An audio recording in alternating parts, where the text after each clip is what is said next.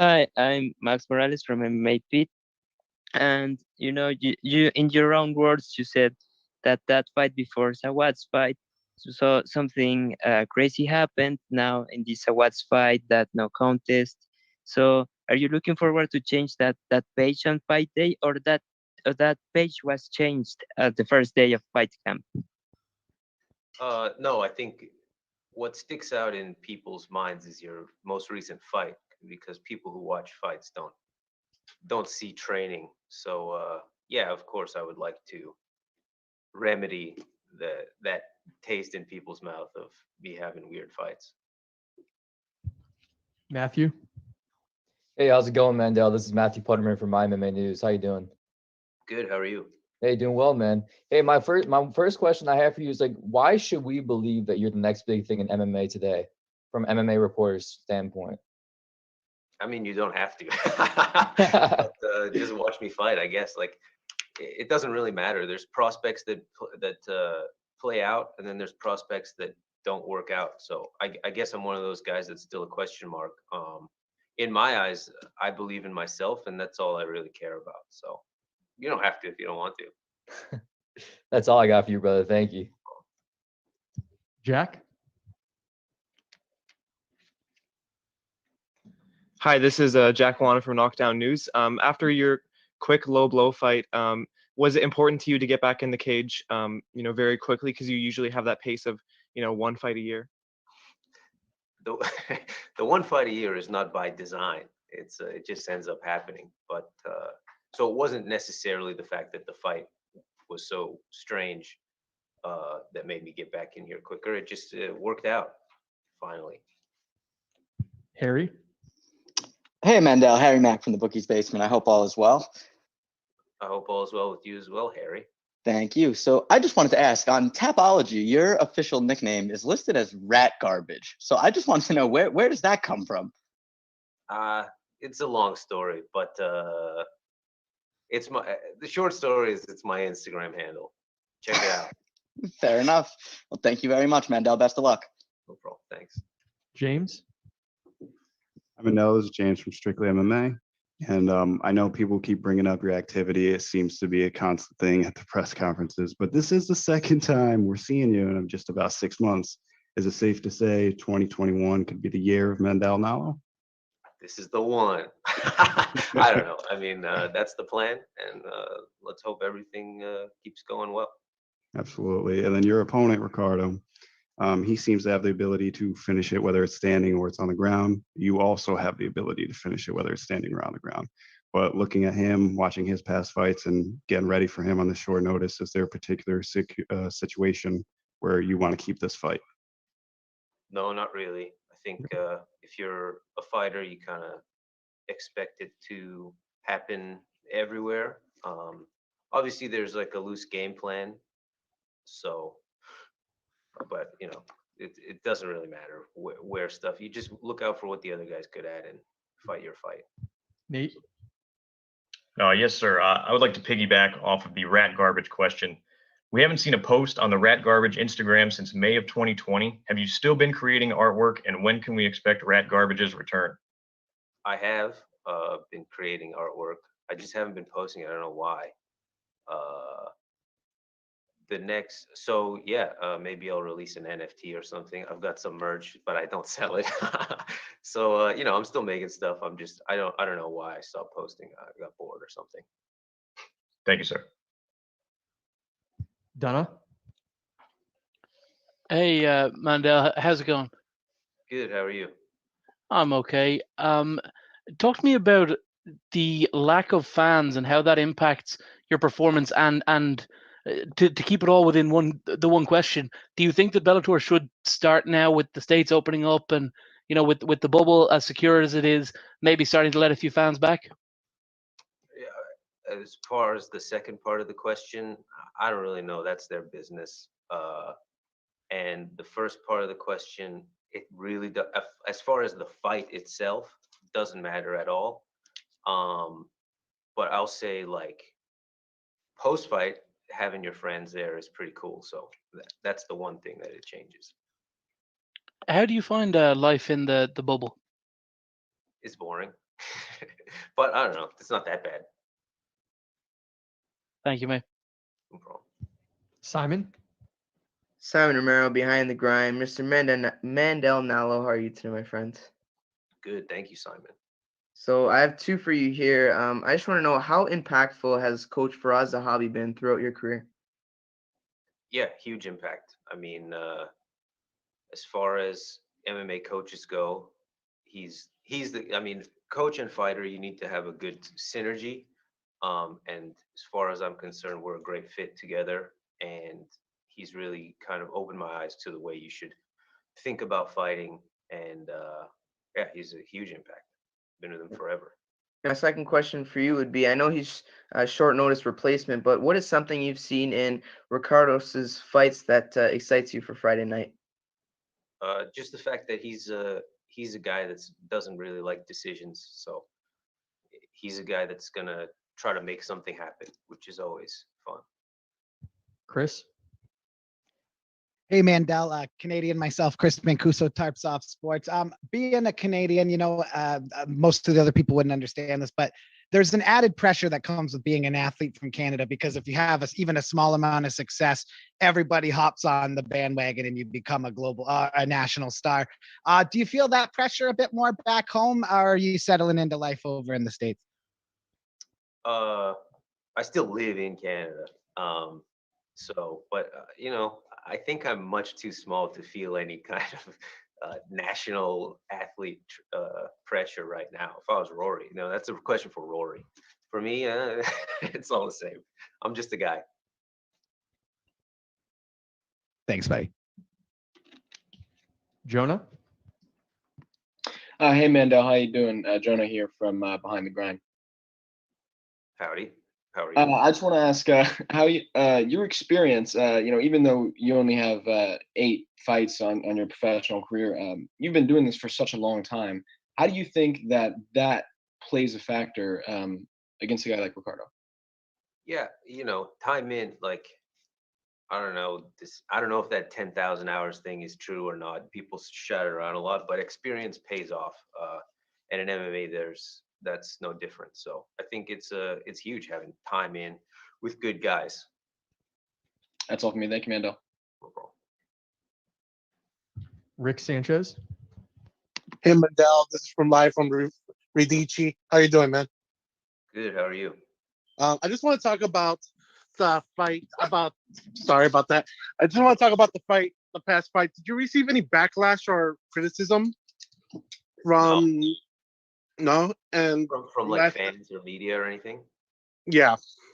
No, I really didn't. But maybe I did, but I kind of go radio silent and stay away from all that stuff in the weeks following a fight. So maybe people were talking a bunch of trash about me, but I didn't hear it. And just the second part, like what you learned from live and learn from the past fight. That fight, I just learn to keep my knees up. It's hard to really say. It was so short and it was such a freak accident that you just kind of learned that. I learned kind of what I already knew. It reaffirmed what I already knew about fighting, which is anything can happen on the day. You just count your blessings if you're not injured, and you can get back in there and do it again. Let's take a couple more here. Ronald. Thank you. This is Ronald Smith from Getting Real. Mandel, how you doing, brother? Good. How are you? Doing as well as I can. And for you, man, 2020 has been such a hard year for so many people, but also so eye-opening. So for yourself, what did you learn for you during everything that went down during that year? In 2020, still 2021 is also crazy, but yeah, you just have to understand what type of things you really value, right? That was the main thing. I think everybody kind of came upon that same epiphany in 2020. Is just like there are things that you can let go, and there are things you really value, and it really kind of narrowed in on what actually keeps me going in life. I don't know if that's any good. I don't know. No, that's exactly what I wanted to hear. And the last question I got for you, just what you said about what values for you and through yourself, through your career, when it's all said and done, what do you hope for yourself to look back on to say, I'm proud of what I've done in my life? Yeah, the ultimate goal is to be considered one of the best fighters to have done it. There's a lot of work to be done, but that, like, as far as a career goes, that's it. That would be the ultimate goal. Last question here. I've got one question. Hi, Adrian Mešar from Slovak Svet MMA. Actually, last week, Slovak fighter Michal Manimokri told us that while he trained in Canada, three-star, that you were the fighter who made the biggest impression on him. He said that you have great striking, also you think really well during sparrings, and also you hit really hard and have a great eye. How do you feel when you hear those words from another professional fighter? Yeah, it's always nice to hear. I'm sorry, I missed the name of the guy you were saying. Michal Manimokri. Oh, Mike, yeah. So Mike is amazing. He was with us at TriStar for a good long time. I know he just fought. I think he lost a decision last week. Yeah, but yeah. yeah, it's always nice training, having your training partners speak highly of you. And the gym dynamic is very important. And so I'm glad that he likes me. I like him too. All right. Thank you very much for the time, Mandel. Good luck the rest of the week. Cool. Thank you very much, guys.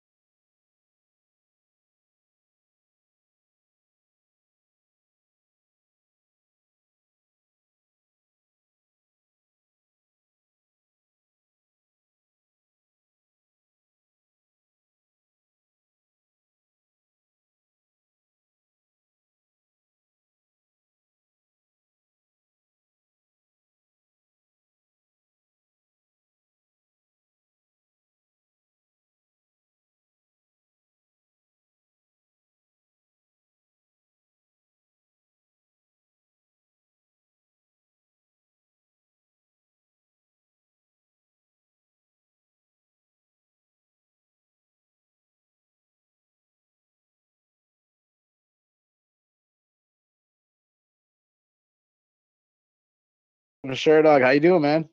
I'm doing good. How are you? I'm excellent. Thanks for asking. First thing I got to ask you, you were supposed to face Matt Mitrione. Instead, you got Jack May. That's a guy that you have a little bit of history with. How satisfying is it to face Jack May and you can kind of close that chapter out? I was looking forward to Matt. Obviously, it's a bigger name, bigger opponent. But being able to get this one, run this one back is very satisfying for me. Now, is the plan to get this one over quickly and then face Matt next? Is that the plan? Well, I'm not the matchmaker, so I don't really. That's not really my job. I just fight whoever they ask me to. But I honestly, looking at the rankings now, no, I don't want to fight Matt. Okay. Last question, because I know we got other people on. Do you still follow the sport of wrestling? On any wrestling, I'm talking about, the NCAA's, the Olympics, all that. Yes, I do. I'm actually flying straight from here to Texas to watch the finals. Oh, excellent. The reason why I asked you that, so that's perfect because you're going to be in the arena. I think about a guy like Gabriel Stevenson, who I'm sure he's talking about when he's done wrestling, going to WWF. That was a very similar situation that you were in. How do you convince a guy like him or just any of these wrestlers who might be ending their careers this weekend to jump over to MMA instead? I mean, I think it's all about your personality and what you're looking forward to. Obviously, if he wants to go to WWE, then he's looking at more of acting, not really trying to get in too much violence. You know what I mean? that might not just be his cup of tea to get punched in the face. So I think it's just all about how you look at the sport and really just the physical activity you want to put into it. That's WWE's acting essentially. You know what I mean? You work out. It's a hard workout. I'm not taking anything away from those guys. They do train their asses off, but it's not the same thing as this. You know what I mean? Good luck to you, sir. Thank you. Simon? Simon Romero behind the grind. Mr. Tyrell Fortune, how are you today, my friend? I'm good. How are you? I'm doing very well. So I have two questions for you here. You and your brother are both ranked in your respective divisions. What were the emotions of you both being ranked? I mean, it's very satisfying for a little bit. You know what I mean? It's just like the beginning of, you know, where you want to start off at with your brother, just being ranked in the top 10, but it's not the final goal, you know? So it's just a little bit more motivating to keep pushing and get to the top. So when we spoke a little while ago, you said you wanted to be just outside the top 10. I guess, were you happy where you were in your ranking? I guess really too, when we spoke, I hadn't really looked at the roster too much. So I didn't really put in account like where everybody was at. So now looking at it makes a lot of sense where I'm at. But yeah, I'd say I'm fine with where I was ranked. And this last one I have for you here, how do you match up with the heavyweights above you in the rankings? I think I can dominate every single one of them. Chris? Hey, Tyrell, Chris Mancuso, Tarpsoft Sports. I have a question here. I know you're not the matchmaker, but you look at the guys ahead of you and other fighters in the heavyweight division, Czech Congo, Fado, any other guys, like what guys like that interest you the most here coming forward? Valentin Moldavsky. Modovsky? Okay. That's everything, my man. Have a good one and best of luck. Thank you. You too. Tony? Tyrell, hope you're well. Can't understand you. Had a couple of releases from another promotion, most recently Junior Dos Santos and Alistair Overeem. Would you like to match up with either of those guys? I can't understand them. Could you repeat that question, Tony? Yeah, sorry.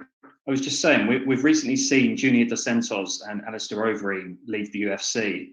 And I read in a recent article you'd shown some interest in fighting either of those guys. Is there a preference as to who you'd rather fight out of both of them? Out of those two, I'd rather pick a Junior Dos Santos. I think he has a bigger name. I think his stand-up is a little bit more resound than Alistair Overeem, and it looks like he has a little bit more in the tank than what Alistair's been showing in his last few fights. But either one of them would be an honor to step in the cage with. Okay, thank you. Thank you. Donna? Hey, Tyrell. When you saw that the champion of your division had gone off to pursue a tournament in a separate weight class, did that piss you off at all? You know, that he could potentially be out of action for, I mean, we've seen how long this featherweight tournament's gone on. It could be a year and a half, 2 years. No, doesn't bother me at all. That got nothing to do with me. That's his career choice. Do you believe that when he comes back, you will have done enough to maybe be in contention to fight for that heavyweight title? 100%. All right, thank you very much. James McDonough? Tyrell, this is James from Strictly MMA.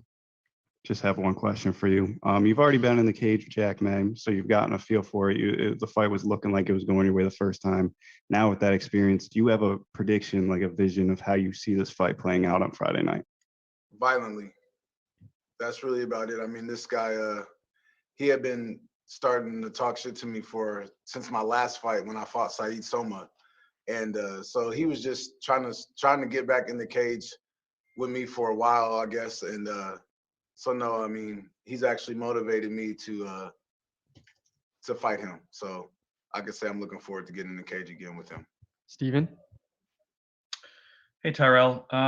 So you said that you looked at the rankings and your feelings about rebooking that fight with Mitrione changed. Well, I guess, were you surprised when, they came out and you were 2 spots ahead of him? No, not really. I wasn't surprised. I just, I don't know what the people are taking into account when they're doing these rankings. And I think I'm a lot harder judge on myself than most people are. So for me, it was just, I guess I was just being a harder judge on myself than most people are. So I just wanted to, I guess try to be more realistic with it after I started to look at the roster and look where everybody was placed. It started to make more sense. I mean, I know you're a slightly biased source, but would you put yourself at number 6? Yeah, I think number 6 is a good spot. I mean, I haven't been the guys that are in front of me. I haven't fought yet, most of them. So the only guy I have fought was Tim Johnson, and I lost. So it makes sense for me to at least be behind him. And everybody else is that's in front of me has been doing really well. And so no, I think it makes sense to put me where I'm at. From watching your career and from what you've said in the past, it seems like getting ranked opposition has been part of the big problem for your career, no? What do you mean?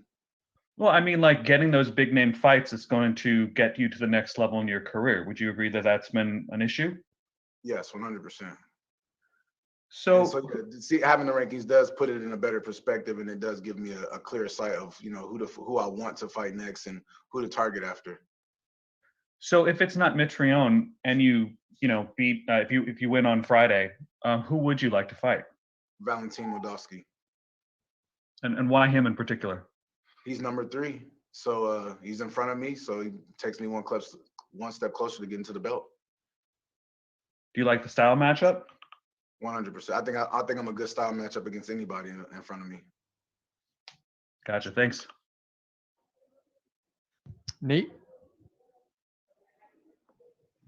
Yes, sir. I've seen that you've recently gotten back into snowboarding, and you said how important it is to have other hobbies to keep your mind off of fighting. And I was just curious how that has helped your mentality going into this fight. Man, it was just some time to release and get away and, not be so absorbed in the sport. I think you lose sight of, life itself when you constantly fighting, constantly training, and you don't really give yourself time for anything else. And it's just hard, when you're training all the time, you're worried about getting injured from doing anything. So when you have that time off, you can go have some fun. It's nice to just give your mind and body a break. Awesome. And then I was also on your Instagram and I saw the Kobe tribute tattoo that you have. Yes, and I was sir. just wondering if you could maybe explain how the Mamba mentality has influenced you, not only in your MMA career, but just in life overall, and how big of an impact he had on you. I mean, Kobe was probably one of the hardest workers we know in my generation. So I think just that mentality of just always willing to put that extra work in and never making excuses to get up and get it done is always pushing me just growing up as a kid. I always wanted to be the best at whatever I'd done, whether it was tic-tac-toe, hopscotch, rock, paper, scissors. I wanted to be the best. So I think that mentality just carries you and pushes you continuously to just always strive to be better. All right, we'll take one or two more here. Jonah? Hey, Tyrell, Jonah Ross here from Behind the Grind. We've seen lately fighters, mainly wrestlers, that fall in love with throwing their hands rather than, relying on the game plan that got them there. What are your thoughts on guys that do this and, fall short? I mean, you got to be willing to take a risk. I mean, this isn't wrestling anymore, so you got to be well-rounded. Eventually, you're going to find somebody who's going to be able to stuff, touch, takedowns, and wrestle just like you. So what are you going to do when that happens? When you can't get a takedown, you're going to have to fight. And if you haven't developed the skills and you aren't confident in your hands, then it's not going to be a good night for you. So I think every wrestler should take that chance and risk to get their hands better and focus on the boxing, because I've been wrestling since I was in the 3rd grade. I think it would be hard for anybody to really out wrestle me in the sport of MMA, because no one has the accolades I do in wrestling in the sport. So for me, it's just more of being more of a well-rounded MMA fighter. This isn't wrestling anymore. You got to learn how to fight. Last one, Ronald. Tyrell, man, how you doing? I'm doing good. How are you? Man, I can't complain. And man, you've been in Bellator since in 2016 through your growth, and now we look now in 2021. If you could look back at that Tyrell back then, what could you say has changed from that moment? The knowledge that I've obtained and the experience. I mean, the things that I've went through just through these last 4 years have been really good for me in a way. I had an injury, 2 surgeries that I was out for a whole 11 months. I couldn't train. I got knocked out for the first time in my life. That really was a big wave for me. It carried on for a little bit, that more than I expected, but it was a good mental challenge for me to just get past that and work through that. And so it's just a lot of things that you learn about yourself and growth within the sport that I think that, the Tyrell at first coming into the sport, I had no idea that this sport would present those challenges and, would be that much work for me. But no, I think I love where I've ended up now in the last 4 years since I've started. All right. Thanks for the time, Tyrell. Good luck this week. Thank you.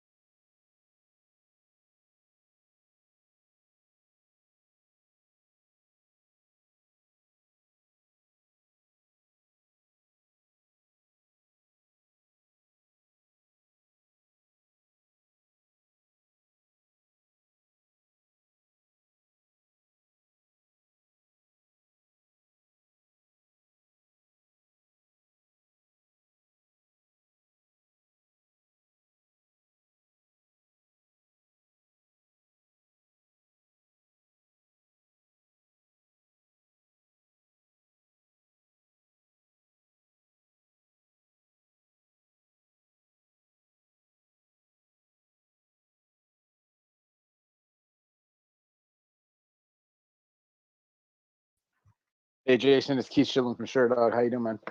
How you doing, sir? I'm doing great. You don't have to call me sir. I appreciate that, though. Yeah, right. I was looking at your record. You're 10-2 over your last 12. One was an injury. The other one was that split decision loss to Ed Ruth that many people thought you should have won. That said, the rankings just came out. You're 6th. Do you feel like you're being overlooked in the division despite this incredible record you have right now? Yes, I didn't. Like I said, I feel like I haven't lost to me personally. I haven't lost to Ed Roof. I haven't lost since I came to Bellator. But the ranking kind of confused me. I'm confused myself by the rankings because at first Bellator put up a ranking said 1 to 5, and I was in a picture, so I didn't understand how I end up in 6. So, I just got to fight. I get a chance, a big opportunity to fight number 3 guys, which I consider number 1. And once I beat them, then there's no more question. Now, you just mentioned, you both are highly ranked. Are you looking at this as a number 1 contender match? Like, if you win, is the title the next shot? Absolutely.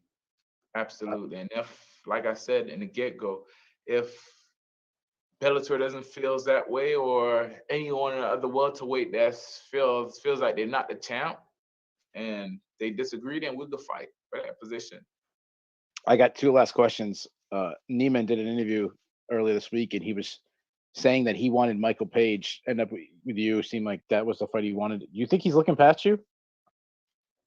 Well, no, because Michael Page would be an easier fight than me because I could grapple. What are you talking about? He's a smart guy. Last one, speaking about that, how do you feel like your grappling matches up with, a Gracie? The same way how his striking matched up with mine. Good luck to you, sir. Yes, thank you. Tony? Hi, Jason. Good afternoon. Obviously, your last fight against Benson Henderson. How did it feel to beat such a big name as Benson Henderson has been in the sport of mixed martial arts? It feels good, but if it would have felt a lot better if I would have beat him at an earlier time. And Ben Henderson, he came out and he came and gave it his all, even though he took that fight on short notice. But I felt like I could have finished him. I made a lot of mistakes that I needed to see and go back to the drawing board and work. And obviously you're coming off of the back of 3 back-to-back wins. Just from a confidence perspective, does that put you in a different headspace going into this fight now? It's 4 back-to-back. Don't forget the Ed Roof. It's 4 Sorry. back-to-back. And yeah, well, to me, I don't feel no worry. Because I'm so prepared. I have a very good preparation for this camp. Better than any other camp that I had so far in Bellator. So all my words are into my camp and, go out there and smash. Jim? Jim Barcelona, Miami Herald, thank you. Talk a little bit more about that camp and what made that camp so much better, or you working better in the camp. Just what was it all about? Because last year during the quarantine, it was very hard to get work and consistent work. It was just here and there. But during 21st, again, everything's kind of open up and lifting. I got more time to go to the hills, the beach, meet all my coaches, meet up in a more group, and get better session. Where does that get you in the next step? I'm the guy to keep my eye on. I mean, I'm the guy that Bellator have to keep their eye on in this division. I'm gonna be the next welterweight champion this year. And lastly, after you get your victory, will you be celebrating by going to WrestleMania in Tampa? Well, if they're allowing crowd and I get my hands on some tickets, then why not? I would love to take the family there and go celebrate. Win, lose, or draw. Still, I would love to go for the first time experience WrestleMania. James? James here from Strictly MMA. Just a couple questions for you, Jason. You just beat a big name in Benson Henderson. I know you said you would have liked it to be, earlier, but it's still a big name, a former UFC lightweight champ. Now taking on Neiman Gracie, Gracie being so symbolic in the sport of mixed martial arts. I mean, what does it mean to you to be fighting a Gracie member? This right here, fighting Gracie would be good because his only loss in Bellator is to a former champ. And I want to be the guy to also put a Gracie on under my name the same way Rory McDonald beat him, and say he's the guy to beat. I want to be the guy to finish him, first guy to finish Grayson. Absolutely. And then this one, I might be late to the party with this one, but can you just tell me where the nickname came from, the ass kicking machine? I mean, who gave it to you? Was it you? Was it someone else? I got it from, I did it myself. And was my first amateur fight, or it was my third amateur fight. I introduced the ass kicking machine, and the whole crowd started laughing, and they were just dying. And then once I finished the fight, it was like, yes, this guy's a machine. He's an ass kicking machine for real. But it kind of came along watching a lot of WWE. Santiago? Hi, Jason. Greetings from Amsterdam, and thank you for the time. Thank you. Henry Hooft was a guest on the famous Weighing In podcast hosted by Josh Thompson and Big John McCarthy. He said on that podcast that you are the sunshine of Sanford MMA with your good vibes and your beautiful music in the morning. Can you feel that in the gym as well, that people really appreciate your contribution to the team? Well, I'm always told, but I just said if I could get everybody on the same wavelength, then it will be good as that I'm on. So one person alone can't bring that energy. You need everybody to be on the same page. So it's better that way and easier. Last one for me, Jason. How special is it to train under Dutch world-class trainer Henry Hooft, and what did he do to make you a better fighter? It was the missing piece to my puzzle. I knew how to do a little Muay Thai. I knew how to box. I knew how to do wrestling, but the kickboxing, everything put together, once I met Henry, he showed me how to stay there, stand your ground, and fight like a man. And I adapt that into my style for the movement and everything. So it kind of completes me. Nate? So last night, an interview came out on MMA Junkie with your opponent, Gracie. When talking about your skills, he said he thinks you are good at striking, but not that good, not that dangerous. What do you make of his analysis of your skills? Well, same way I feel. I feel like he's really good at jiu-jitsu, but I don't feel like not that dangerous because I got my hands. We're not doing jiu-jitsu. Got these right here. You have to think about these. Yes, sir. And can we hear, you also said that Showtime is a boxing network. People want to see a fight, especially with a guy that throws hands like me. What can the people expect this weekend? They have to expect some firework, and I'm going to knock Gracie out. You don't think my hands are dangerous? Watch. You don't got no stand-up. Dylan? Hey there, Jason. How's it going? I'm doing good. Yeah, I appreciate you making some time. I think a lot has been made in this, scrum about your time in, Florida and Sanford MMA. But, born in Kingston, Jamaica, I'm kind of curious your thoughts on just, the domestic growth of mixed martial arts there. Because it seems like MMA Jamaica Sports Federation is making big strides in regulating and promoting the sport. So can you speak about the grassroots MMA scene in Jamaica? Yes, definitely need a bit more developing. They need good wrestling program and good kickboxing program, stuff like that. Boxing, world-class coaches. That's all I feel like the Jamaican Federation is missing. You got all the ethic and all the talents just waiting. Yeah, fair point. Thanks for the time, man. Thank you. Chris? Hey, Ass Kicking Machine. It's Chris from TarpSoftSports.com. And I just, good talking to you, man. It's great to see you. Now, I know you came into the promotion, I believe, in 2018 off the top of my head. What is the difference between the Jason Jackson now as opposed to the Jason Jackson then? And then I just have one more for you after that. Then when in 2018, I was trying to get back on my feet because I broke my leg in 2018, was it? And came back and fought it in 2018 or 2017, one year I broke my leg and had to get my confidence, go out there and fight. And I didn't get re-signed. I came back, went work again, local scene, and get re-signed to Bellator. And I'm here, and I just realized, like, yes, it's my time. You know, it's my time. I just have to go. Don't second guess it. Go, because everything's already written in the script. Incredible. And last question for you. You brought up WrestleMania. If the Ass Kicking Machine could headline WrestleMania against one wrestler, past or present, who would it be? Undertaker. Matthew? How's it going, Jason? This is Matthew Putterman from MMA News. How you doing, Matthew? Hey, I'm doing well. Thank you. Hey, so my first question is to you. You know, where do you see yourself here in the next 5 years of your career? Next 5 years? Yeah. Wow. Next 5 years, whooping ass, cashing check, and taking names. Love it. One more question for you too, brother. If you win this fight, of course, you are ranked 6th in the welterweight division currently, fighting the number 3 guy. You know, I think a great fight between you and Michael Venom Page would be great. Your striking has grown exponentially since working with Henry Hooft, and Michael Venom Page is one of the best strikers in the division too. How would you stylistically match up with him, and how would you like that fight to be next? That fight will be awesome because Michael Venom Page, he have an athletic fiber explosive muscle the same way I do. It's like two mongoose going against another mongoose, but one mongoose know how to grapple. We'll take a couple more here. Simon? Simon Romero, Behind the Grind. Mr. Jason Jackson, how are you today, my friend?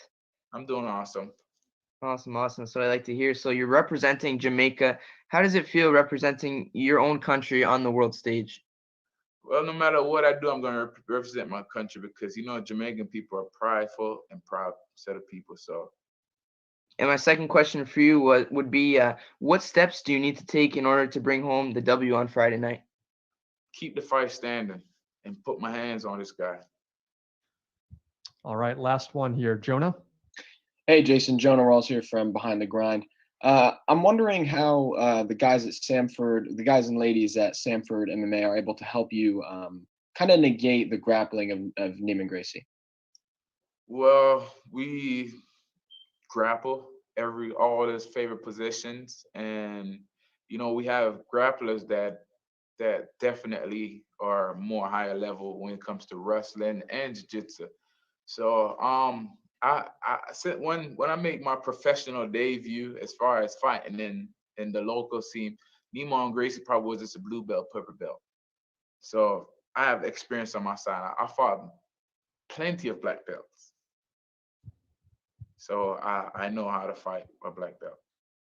Thanks for the time, Jason. Good luck on Friday.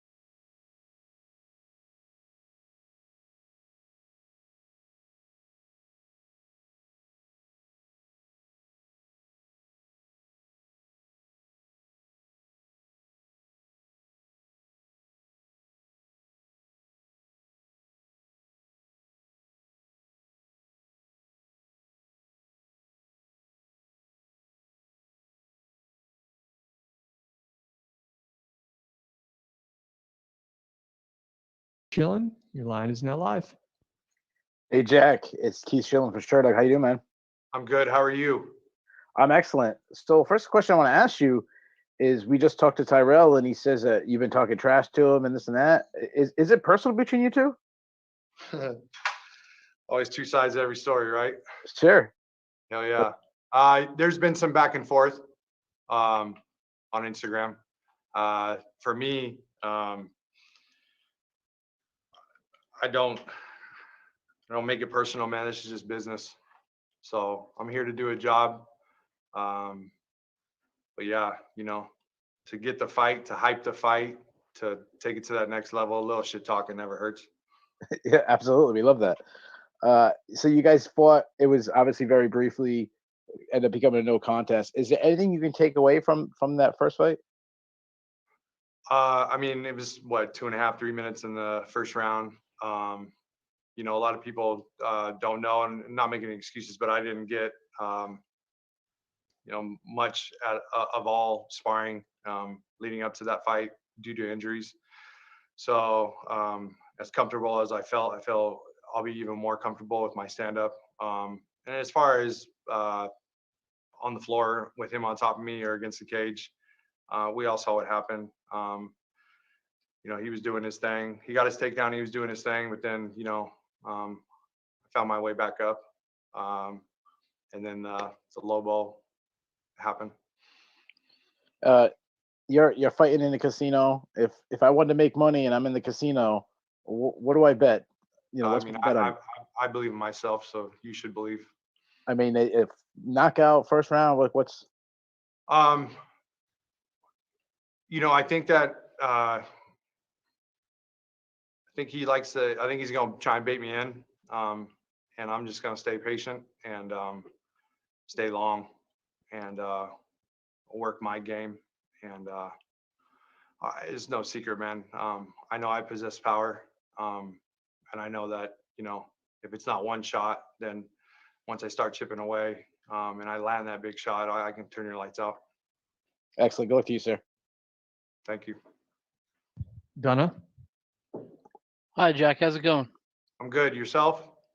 I'm doing okay. You've obviously fought in this bubble before against the same opponent, but then you fought on XMMA, and I understand that things are very, very different in Florida when it comes to the way that you have to quarantine before a fight and all that stuff. Is it difficult coming back into this environment where it's, I would imagine, a whole lot stricter? Not at all. We knew what we were expecting coming back. And then, we just depend, different organizations, they just run things differently. As long as everybody's, staying safe and doing their part, then at the end of the day, we all get to fight and the show runs on. So it's not difficult. It wasn't difficult. I'm fine. Bellator puts on a hell of a show, and everybody in the organization, from check-in to everything, they make it easy. Big television exposure for you this week as well. It's going to be on the first show on Showtime. You must be excited about that. I am excited. Yes. Looking forward to it. Do you think that a big performance for you raises your stock in the public eye and puts you, I mean, this guy's number 6 ranked in the division. I mean, it puts you right at that level of competition, doesn't it? Yeah. I mean, I'm here for a reason. If and when I win, then I take the 6th spot in the division. Tony. Hi, Jack. How are you? I'm good, thanks. You? Good.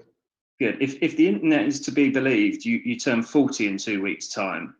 Is a win over Tyrell the biggest present that you could want for your 40th birthday? Oh man, well, I don't see any other better present than waking up to my beautiful wife and my 2 beautiful little girls. But yeah, man, turning 40, and this is just an early birthday present for myself. And how are you planning on spending your 40th birthday? I'll be in Palm Springs. Enjoy. California, enjoying myself. Yeah, well, happy early birthday, and I thanks. appreciate it. Dylan. Hey there, Jack. How's it going? Good. You? I'm doing well, thanks. And yeah, just off the backdrop of some of the prior questions, you know, the rematch with Tyrell Fortune, a ranked heavyweight opponent, but your last fight being with ex-MMA there. I'm kind of curious, are you locked into some form of multi-fight deal with Bellator? Is this like a one-fight deal for the Fortune rematch? Can you kind of talk about that? No, I mean, the pay is good. It's better than the first one with Fortune, and there's a 2-fight option. Awesome. Thanks for the time, man. Yep. Thank you. Chris? Hey, Jack, how's it going, man? Chris Mancuso, tarpsoftsports.com. I just wanted to say, after the last fight versus Fortune, he kind of insinuated, I think he said something, and I'm paraphrasing here along the lines of, he had taken nut shots before multiple times and continued. Do you take those comments and insinuating maybe that you should have continued fighting as motivation heading into the fight? No, some of us have bigger nuts than others, is the way I look at it. But, you know, we all have our own look at things, and he's entitled to his own opinion. But, I mean, good for him, you know. But I did what I could, and, you know, afterwards, you know, 2 emergency room trips and piss and blood and not being able to function for over a month, you know. I mean, I know in my heart, I go to bed easy. My conscience is at ease with what happened. Thanks, Jack. No problem. Harry?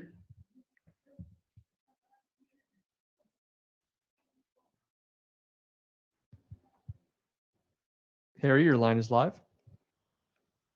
Oh, I'm sorry, I was muted. Hey, Jack, Harry Mack from the Bookie's Basement. I hope all is well. You too. So I just wanted to ask, do you feel any additional pressure stepping in for a guy with Matt Mitrione's resume? No, I don't. This is an opportunity for myself. I know that Fortune's been preparing for Matt Mitrione. I'm friends with Matt. I know Matt. I've known Matt for a while. Whatever happened with him and his situation, I hope all is well. But he pulled out, and I'm going to capitalize. All right, 1 or 2 more here. Simon? Hey, Jack, Simon Romero, Behind the Grind. I just want to know, what made you want to step into a fight against Tyrell once again on Friday night? Why not? I don't see anything that's big and scary. Ronald?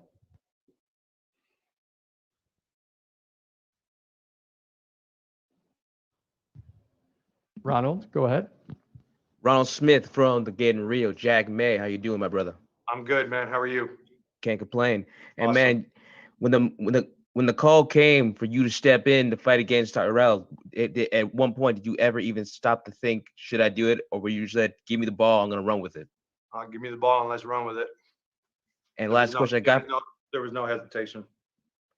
And last question I got for you, for your career when it's all said and done, because you care about your family so much, what do you want your family to look back at you when it's all said and done, when you hang your gloves up for your career? You know, you get out of it what you put into it. And man, I came from growing up in a trailer park. God gave me talent, and I used it to better my family's life, and they never want or need anything. And at the end of the day, man, I'm just a true warrior that has never ducked a fight, has always gone out and lived or died by the sword. Last one here, Jack Wannen. Hey, Jack, I have 2 questions for you. First, before you were even offered this fight, was a rematch against Fortune something that you wanted? Absolutely. I think that's a fair shake. And you mentioned that around the first time you faced him, you didn't get much time training before the fight. This time, even though it was a short notice call, were you able to prepare for this and get some sort of training in before? Yeah, so I had just fought 2 months ago, and then since that fight, we've stayed active. So I'm not coming off the couch for this one. All right, thanks for the time, Jack, and good luck on Friday. Thank you.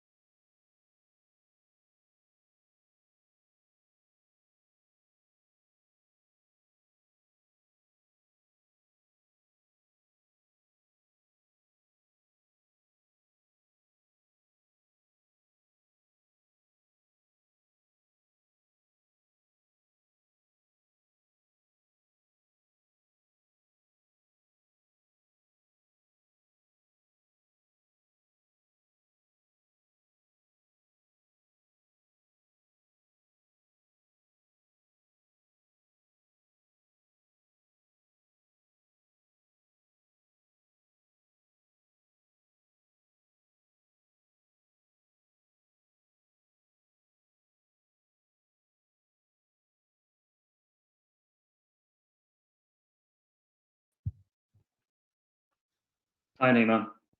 Hey, Tony, how are you? I'm very well, thank you. Quick question. I noticed recently that you mentioned the Michael Venom Page fight falling out. What from your side of things? Why didn't that fight come to fruition?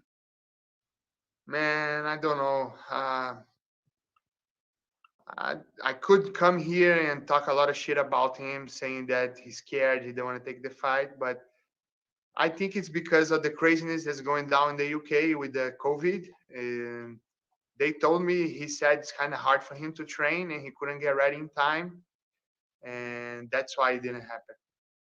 And you're obviously taking on the ass kicking machine, Jason Jackson. And last time out in his fight with Benson Henderson, he won a very tough fight.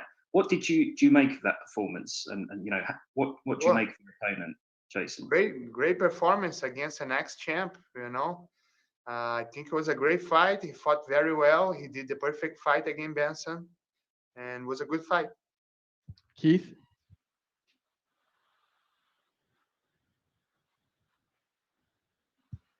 Keith, go ahead.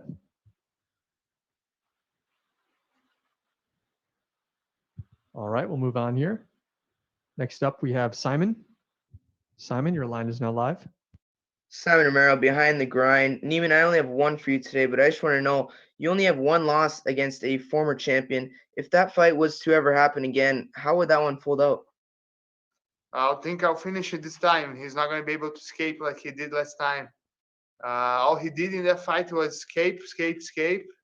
He didn't attack at all, I think this time I'll be smarter, and I'll have the rule book under my arm to fight him if I fight him again. And definitely will be a different fight. Gabriel? Hello, Neiman. Can you hear me? Yeah. So two questions. The first one, this is the first event where there's now official Bellator rankings. What was your reaction to when you saw that they had you as third in Bellator's welterweight division? I think it's bullshit. I think either me or Amosov should be at the top or the first, and Michael Page could be under us, because we've been fighting a tougher competition. So I think we should be ranked higher than him. I think Jason Jackson should be ranked higher, but it's okay. Rankings in MMA it's a joke, They don't give you title fights. They're just there for a show, My final question, you've obviously grown so much in the time that you've been in Bellator and throughout your career. What do you most want to show for yourself in your fight on Friday? Nothing. I want to keep doing what I'm doing and try to get a submission. There's nothing else to do. Jim? Hey, Jim Barcelona, Miami Herald. Neiman, how did training go for you for this one? Did you do anything different in training for this opponent? Yeah, I moved to California and I moved to King's MMA. I've been training at King's MMA with Master Rafael Cordeiro and all his team. So I have different training partners, different camp. Everything was different. And how did that go for you, being it was different, something new? It was awesome, man. I trained with champions, and I was trained by one of the best coaches, if not the best coach in the world. So I'm super, super ready for this fight, and I can't wait. And lastly, you went to California. Did you ever do any training in Tampa or South Florida down here, or ever want to do some training here? We've got some good training down here too. Yeah, you guys got some great training there, but I'm a California guy, so there's not much surfing there. So I don't think I'm going there anytime soon. Keith? Man, I was wrong with the question. Huh? All right, we'll move on here. Harry? Hey, Neiman, Harry Mack from the Bookies Basement. I just have two quick questions. So first off, you're a slight betting underdog currently at a -105 to Jason Jackson's -120. So I just wanted to know, is that something that you think about, or that kind of changes your perspective going into a fight? No, I didn't even know about it. I never checked those things. They don't make a difference. and it's good to be the underdog. I love it. It's good. Well, there you go. And secondly, as a fellow Jewish person, I'm just kind of curious, other than yourself, who would you consider the best Jewish fighter on earth right now? I don't know, maybe Aviv Gozali. He's doing a great job. I think Aviv is doing a great job here in Bellator, and we're going to the top. Donna? Hey, Neiman. Your fellow countryman is in the main event, Patricio Pitbull. What's your prediction for that fight? Man, it's gonna be a war. Remember the first one was already a war? Yeah. And this one is gonna be even harder, I think. But I think Patricio will come on top, and he's the champ for a reason, you know. Living in California, I would imagine that. I mean, you talked a little bit about Michael Venom Page having difficulty over in London. It seems to me like you would have similar difficulties training in California, right? It's pretty much a completely shut down state at the moment. Yeah, it's everywhere, I think, you know, like some places are worse than others. But I was able to get training in California, so it wasn't that hard, you know. I was in a big camp with a lot of fighters, so we were able to train well for this fight. Santiago? Shalom, Neiman. Greetings from Amsterdam, and thank you for the time. Hello, my brother. After your spectacular performance against John Fitz, you said you wanted the title shot next. Are you a bit disappointed that you didn't get the next shot at Douglas Lima? And do you think after a win on Friday, you will get that next shot? So I was a little disappointed, yes, but it is what it is, you know. So we gotta, if I have to beat the whole division to get to the belt, I'll do it.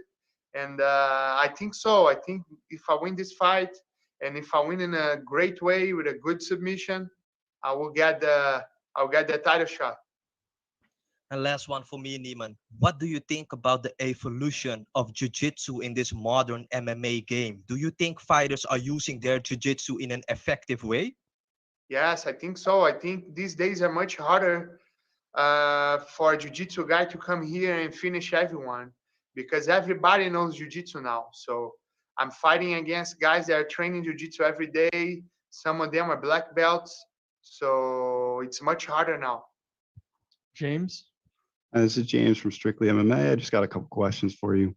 I know after you defeated John Fitch mentioned something about possibly wanting to come out and train with you. You said you moved over to California now. Were you guys able to link up? No, man, you know, unfortunately not. But this is something I want to do for sure. I feel that I have a lot to learn from him. He has the perfect. If I'm able to get a couple of things from his game and put on my game, I'll be even more dangerous than I already am. Absolutely. Then my next question was, obviously you keep saying the goal is the title, right? You want the title fight, you wanted it now, but now you got Jason Jackson. If you beat Jason Jackson and then they put Michael Venom Page in front of you, I know you've said some things about him. Are you willing to take that fight before the title as well? I don't know. Maybe, yeah. If they don't give me the title, if they say one more, I'll take it for sure. Or if they say, oh, the title is just in the end of the year, but we have the Michael Venom Page in June or July, I'll take the fight too. So, yeah, man, I fight everybody. It's my job. Dylan? Hey there, Neiman. How's it going? Good. And you? I'm doing good, thanks. I was just noticing with your opponent, Jason Jackson, that they have no official losses via submission. Like they do have a submission loss as part of the Ultimate Fighter Season 21, but that's categorically an exhibition bout. Is there any level of focus in wanting to hand Jason Jackson that first submission loss, or just however the fight unfurls kind of thing, more so? I want to give a submission loss to everyone I fight. So it doesn't matter if he has a submission loss or not. I fought a couple guys that never had been submitted before, and I was able to submit them. And no, there's no an extra thing to want to finish this fight by submission, because every fight I want to finish by submission. So that's always my goal. Keith? Hey, Neiman, it's Keith Chill from Sure Dog. How you doing, man? Good, brother, and you? All right. First of all, I apologize for the technical issues. They called on me 3 times now. I was doing a podcast last night, and we were talking about this matchup. And one thing I talked about was based on your resume, the level of fighters you're facing in 2021, that I actually think that you could go down as the greatest Gracie in MMA. Do you agree with that? And what do you have to do to get that title? This is one of my goals, actually. Don't tell nobody, but I want to be remembered as the Gracie that has more wins, maybe the Gracie that has more fights. And if I be remembered as the greatest Gracie, it will be great. But this is hard, man. This is a hard thing to achieve because we had so many great guys that come before me. So I don't really want to be known about being the best Gracie ever because this is kind of hard. But I want to be the Gracie that has more wins and more fights for sure. Sure. Now you're a student of Renzo Gracie. Gordon Ryan's a student of Renzo Gracie. It was just announced that he's going to transition to MMA. How do you think he's going to do? He's going to do great. Well, he's the king. So he's going to do great. He was already training down there. He was already doing a couple of sparring. So he's learning, and I'm sure he's going to do great. Yeah. Good luck to you, sir. Thank you. Matthew? How's it going, Neiman? This is Matthew Putterman from MMA News. Good, brother. Hey, my first question for you is, what motivates you more, coming off of a loss or coming off a win? Because you've only got one loss in your career so far. Yeah, I think that loss motivate me a lot. I really wanted to get a win after the loss. So I think that coming off a loss motivate me more. I was training 3 to 4 times a day. My coaches were trying to hold me and tell me not to go train. And I was hungry, and I still am very hungry because now I won the belt. But definitely when I come off a loss, I was with the, like we say in Brazil, with the knife on my teeth. And do you think this fight here, over a win over Jason Jackson, propels you to fight for the title next? Yes, I think so. Jason's a great fighter. He's coming out of great wins. So I think so, especially if I'm able to finish this fight well, All right. And our last question here comes from the line of Chris Mancuso. Go ahead, Chris. Hey, Neiman, thanks so much for taking this, man, and all the best of luck on Friday. When Jason was here with us earlier, he really seemed to think he had a massive advantage when it comes to striking. If you're unable to get this fight to the ground, I think it was mentioned earlier in the couple questions ago, he's never been submitted before. How confident are you, and how much work have you put in throughout this pandemic on your striking to give you that ability?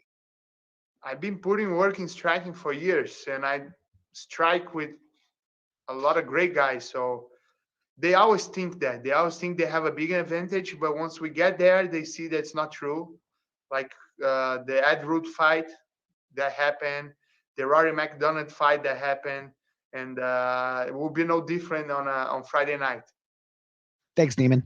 Thank you. All right, Neiman, thank you very much for the time today, and good luck on Friday. Thank you, guys.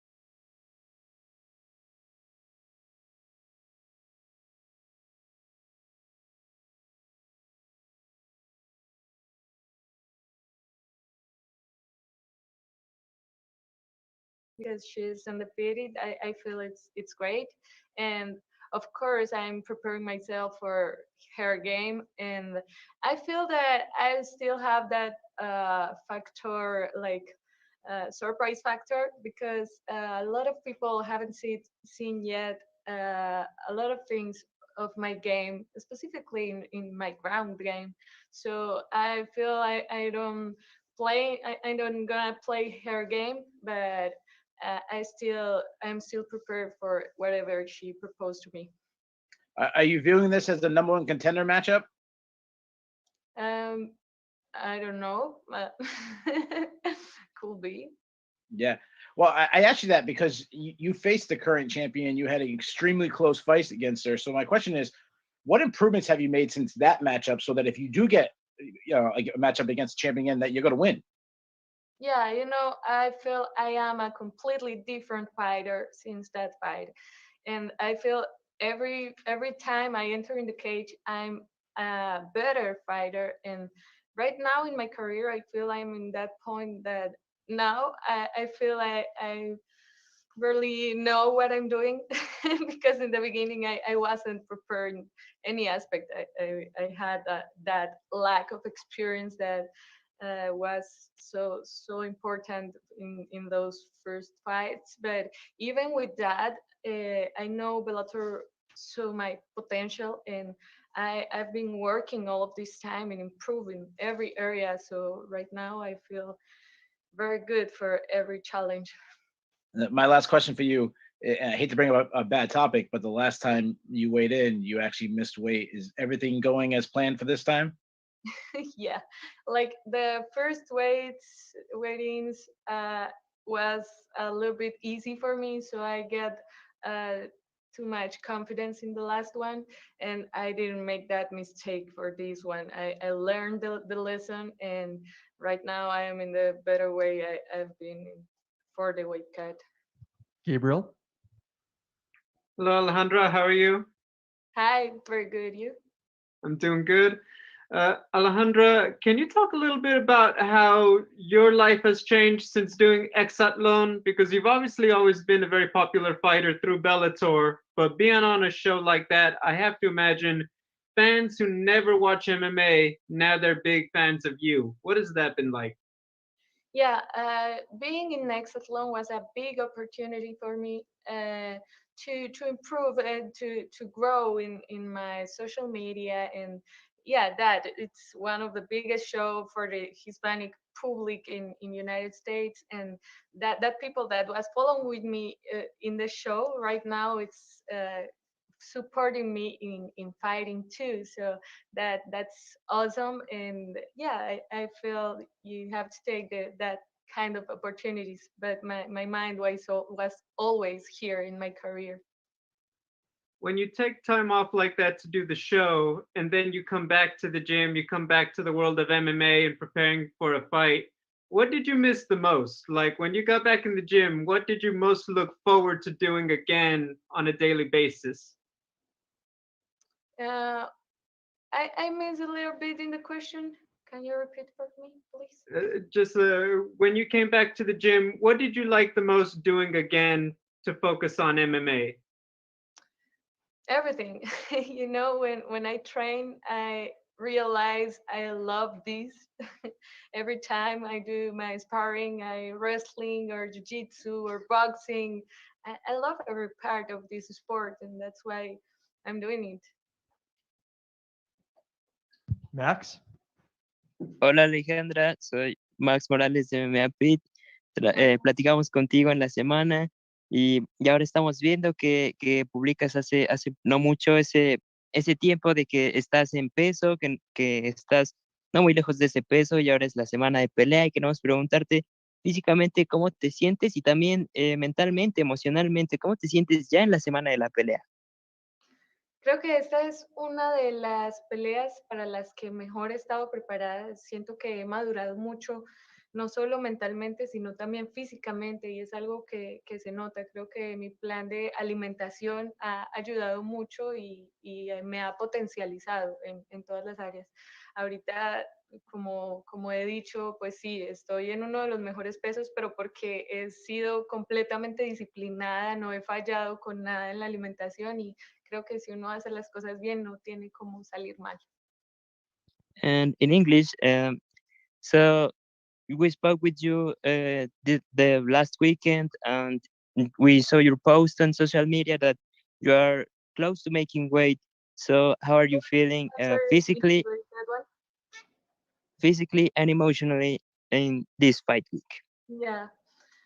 Okay, so for this fight, I feel more mature mentally and physically, and I feel like my preparation in every aspect is like more focused, and my body is responding really well. And I feel that when you are disciplined and when you do the right things, nothing can go wrong. And it's how I feel, and not just like mentally strong, but physically incredible in the best shape ever. All right, Donna. Hi, Alejandra. Jorge Masvidal talked about when he did the show, the reality show that you were on. He had something of a career, I suppose you would, I don't know what you would call it, but he had a feeling when he came back that he was going to change things in his career. Did you have a similar feeling when you came back from doing the show? Actually, yes. I feel I learned a lot of things about myself in the show, and to be all of that time apart with no phone, with nature, and just like thinking and spending time with other and different new people make you grow as a person. And I feel I changed my way to see the world. I feel a lot of things change in my life, and yeah, I feel right now I'm in a different uh, part of my career. Did seeing what happened with Masvidal, he went off, he did it, he came back, 2 fights in, he's the biggest star in the UFC. Did seeing what happened with him inspire you to say yes when they asked you to do the show? Mm, not actually because of him, but I always like to take that kind of challenges. I'm a big fan of adventures and of that kind of situations that take you out of your comfort zone.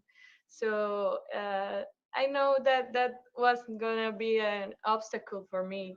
That just can potential my own skills, and yeah, I feel that just helped me.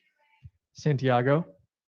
Hola, Alejandra. Greetings from Amsterdam and thank you for the time. Hola. Is it true that you had your first fight at age 16? And how did you get into fighting at a young age? My first professional fight was at 17, and I didn't have amateur fights. They just invite me, and I say, okay, of course, why not? And I start, but because I trained sanda and kung fu and karate, so I just did the okay, let's do this. Last question for me, Alejandra. Are we going to see another amazing walkout with you dancing to the cage again? That's something that I just can't avoid.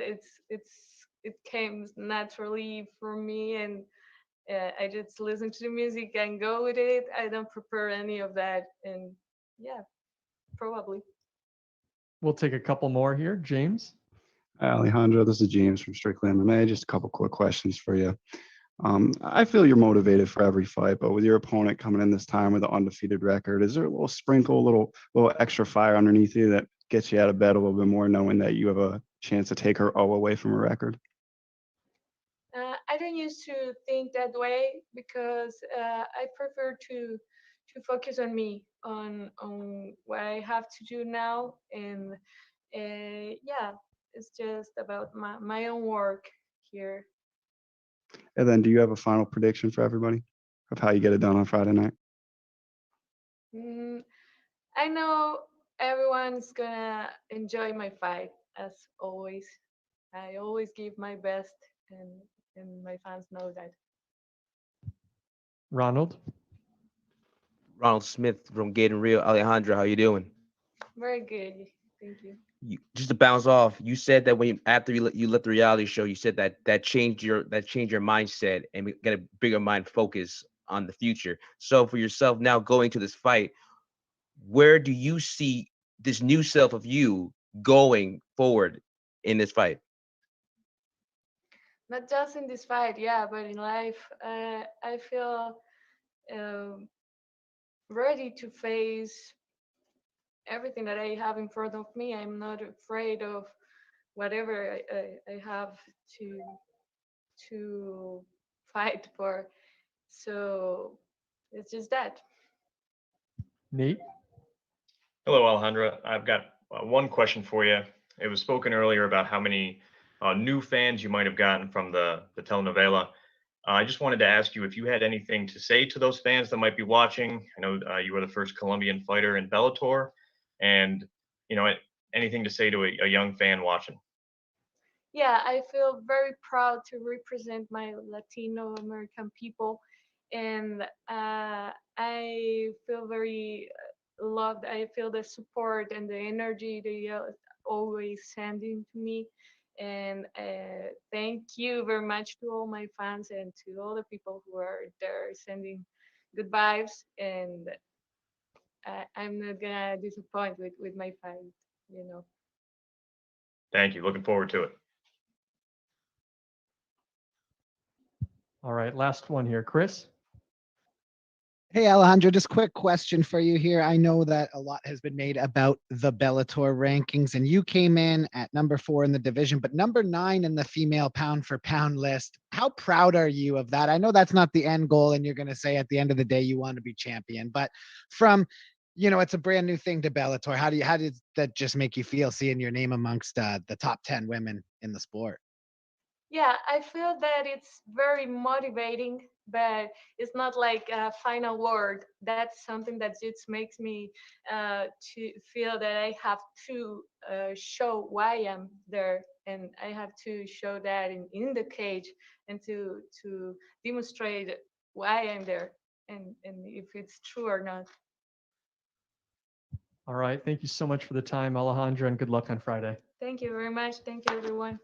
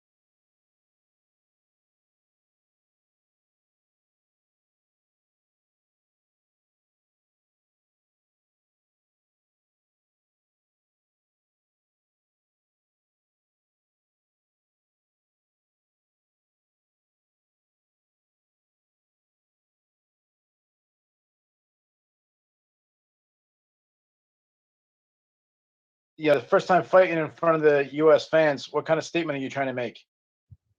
Усман, привет, как дела? Это твой дебют в США. Что ты можешь сказать? Что с фанатом следует ожидать от твоего дебюта? Как ты заявишь о себе в дебюте? Приветствую, все хорошо. Фанатам, даже не знаю, нужно подождать. В пятницу вечером покажу все, на что способен. Hello, I'm feeling great. I'm excited to be here. And to the fans, I don't even know what to say. I just promise it will be a very entertaining fight, and you will see my statement inside the Bellator cage. Mike Hamill is your opponent. What do you think about him as your first opponent? How do you feel you match up? Что ты можешь сказать о своем сопернике? Как он тебе подходит? Удобно для тебя соперник? Ну, низкий чуть ростом, крепкий парень. А так ничего особенного.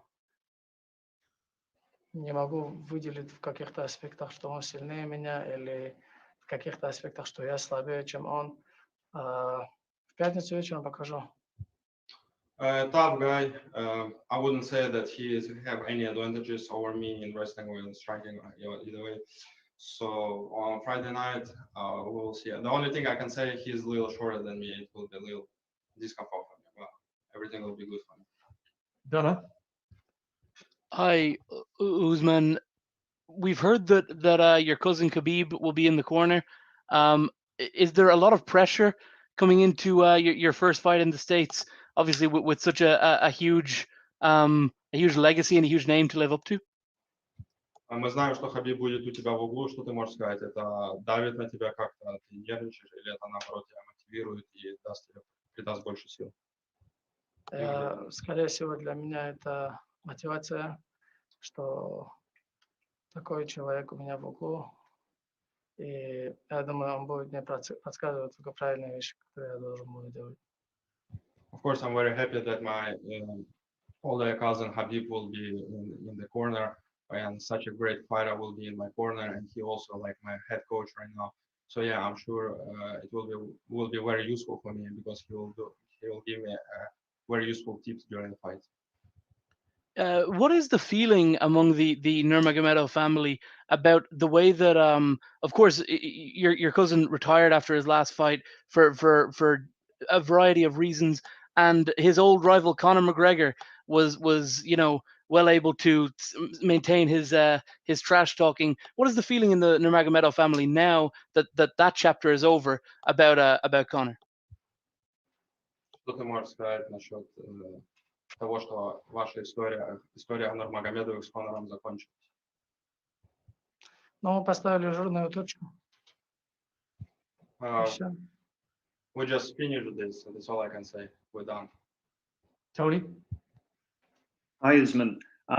We all probably thought that Khabib would be the first Nurmagomedov to actually bring an American promotion into Russia. Now that obviously he's hung up the gloves, who do you feel will be next best place to actually potentially open the door to either Bellator or the likes of the UFC into Russia? Tony, can you repeat that? Yeah, sorry. I just said we probably all thought that Khabib would be the first Nurmagomedov to actually bring a big US promotion to Russia. Now that he's hung up the gloves, who do you feel from the family will be able to actually open that door potentially? Yes, of course, Khabib opened the door. Он спрашивает, если Хабиб привез UFC в Россию, что ты можешь сказать по этому поводу? И кто думаешь, следующий приведет большой промоушен, американский промоушен в Россию? Какой-нибудь американский промоушен?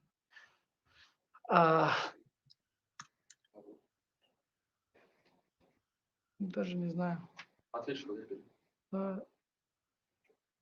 Даже если мне выпадет такая честь, то было бы очень круто.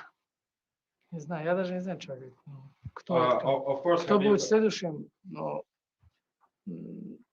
надеюсь, что Ислам будет. Of course, Khabib opened the door for UFC to come to Russia, and I believe it will be for a long time, because the next contender after after Habib. I believe it will be our teammate Islam Makhachev. So UFC will be stick in Russia for, I believe, for a long time. And of course, I would be happy. I will get the opportunity to bring the Bellator to Russia as well. Gabriel? Usman, I know you've probably always trained with Habib, but has he changed since he's now become more of a coach and not just a training partner? Мы знаем, что ты долгое время тренируешься с Хабибом, но так как он сейчас твой тренер, что-то изменилось в вашей подготовке, или вы так же само тренируетесь вместе? Ничего особенного, он просто еще как главный тренер. Ничего не изменилось. Он и тогда был мой главный тренер, и сейчас он мой главный тренер, и спарринг-партнер, и учитель. Он, как сказать, то же самое, то, что было, оно и сейчас есть. Ничего не изменилось. He always was my coach. Nothing changed. It's you guys thinking he just became a coach, but he always been a coach in our team. So nothing changed. He's still my sparring partner. He's still my trainer. He's still my coach. We still joke together. We still do everything together as we used to do. Nate?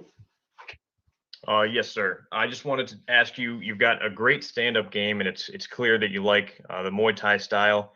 And I was curious, what is it that drew you to the stand-up game over the dominant wrestling style that some people may come to have known for the Nurmagomedov name?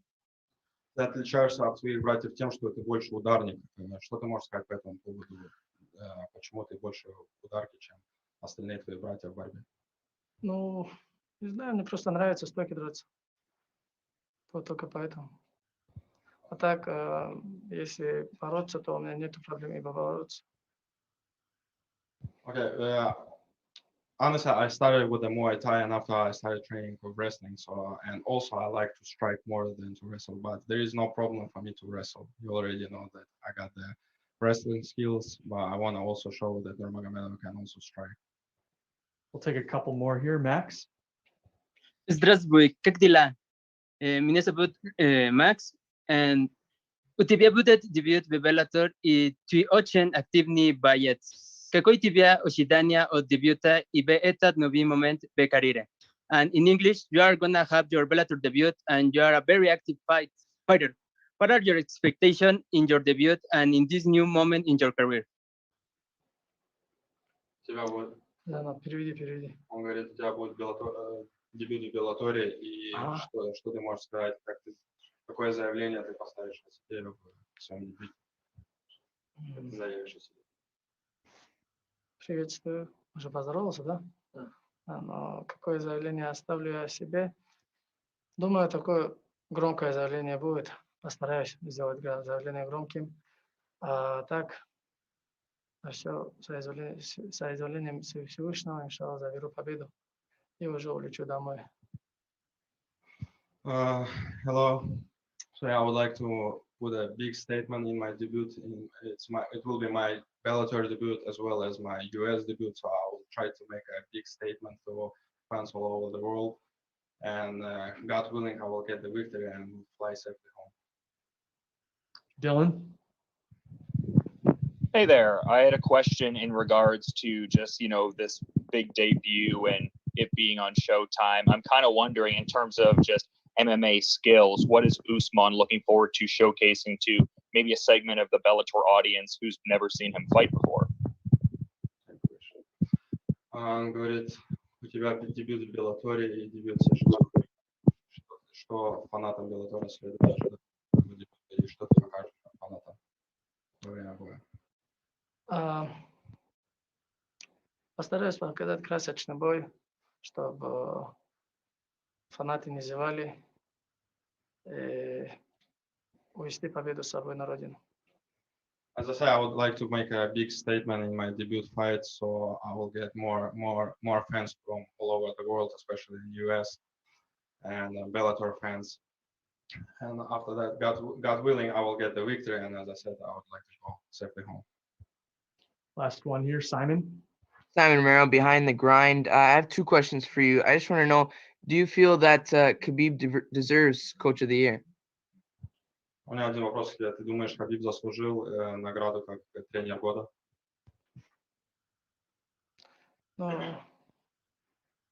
спортсменом года он уже становился, думаю, и тренером года тоже было бы неплохо. He already was the athlete of the year, so yeah, I believe he will get the coach of the year as well because like he cornered for now he only cornered 2 of our teammates and 2 of them got the successful victories, and I will be the third, so we'll see. I believe all of our teammates will be. And this last one I have for you, is there any extra pressure coming into your Bellator debut, being someone people are continually talking about? Давит на тебя вот это все внимание, то, что у тебя дебют, люди говорят о тебе, о твоем дебюте. Нет, совершенно нет. No, absolutely not. I'm confident and no Совершенно pressure at нет. all. Я себя чувствую нормально. I feel very great and I'm excited to be here.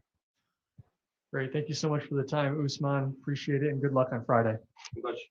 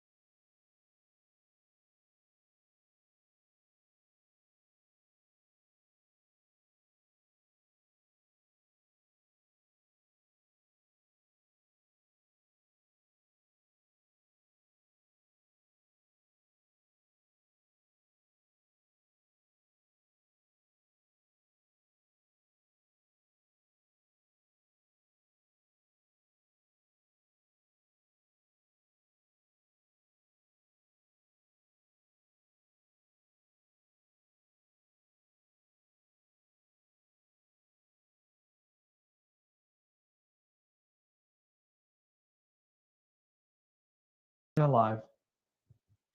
Hey, Emmanuel, it's Keith Schilling from Sherdog. How you doing, man? Good, my friend. How about you? Excellent. So my first question I got to ask you is, there's 3 men left in this tournament, but it seems like all the talk about AJ McKee and Pitbull. Do you feel like you're being overlooked? Yeah, a little bit, but hate it or love it, the underdog's on top. So that's what I'm looking to go out and go do. They'll have that opportunity to see that, but only after I defeat both of them when this Grand Prix is over. But the first things first and last things last is I'm taking this whole Grand Prix. Yeah. Bellator Rankings came out this week. Obviously, Pitbull was #1 in the division, but AJ was actually ranked above you. What's your thoughts on that? I kind of figured. I knew that was going to happen. I'm fighting what I have ahead of me, the 2 best fighters in the world in this organization, because they have 2 accolades that I don't. One being a champ and who has a win over me and has been the greatest fighter in Bellator history, #1 pound for pound. And then the other, longest win streak, undefeated, and look at what a star he's been in Bellator. So you can't write a better story of me going out, avenging these losses that I had. One, this man who had a win over me in 2018, and the other, I lost the opportunity to take that undefeated record from him in 2016. So a lot of people forget about that we were scheduled to fight many years ago. But now I know I'm on this platform, a lot more's on the line, and I'm grateful for it all. Yeah, speaking of that, you mentioned that you fought Pitbull. It was a much closer fight than a lot of people remember. What adjustments do you think you have to make this time so that your hand gets raised?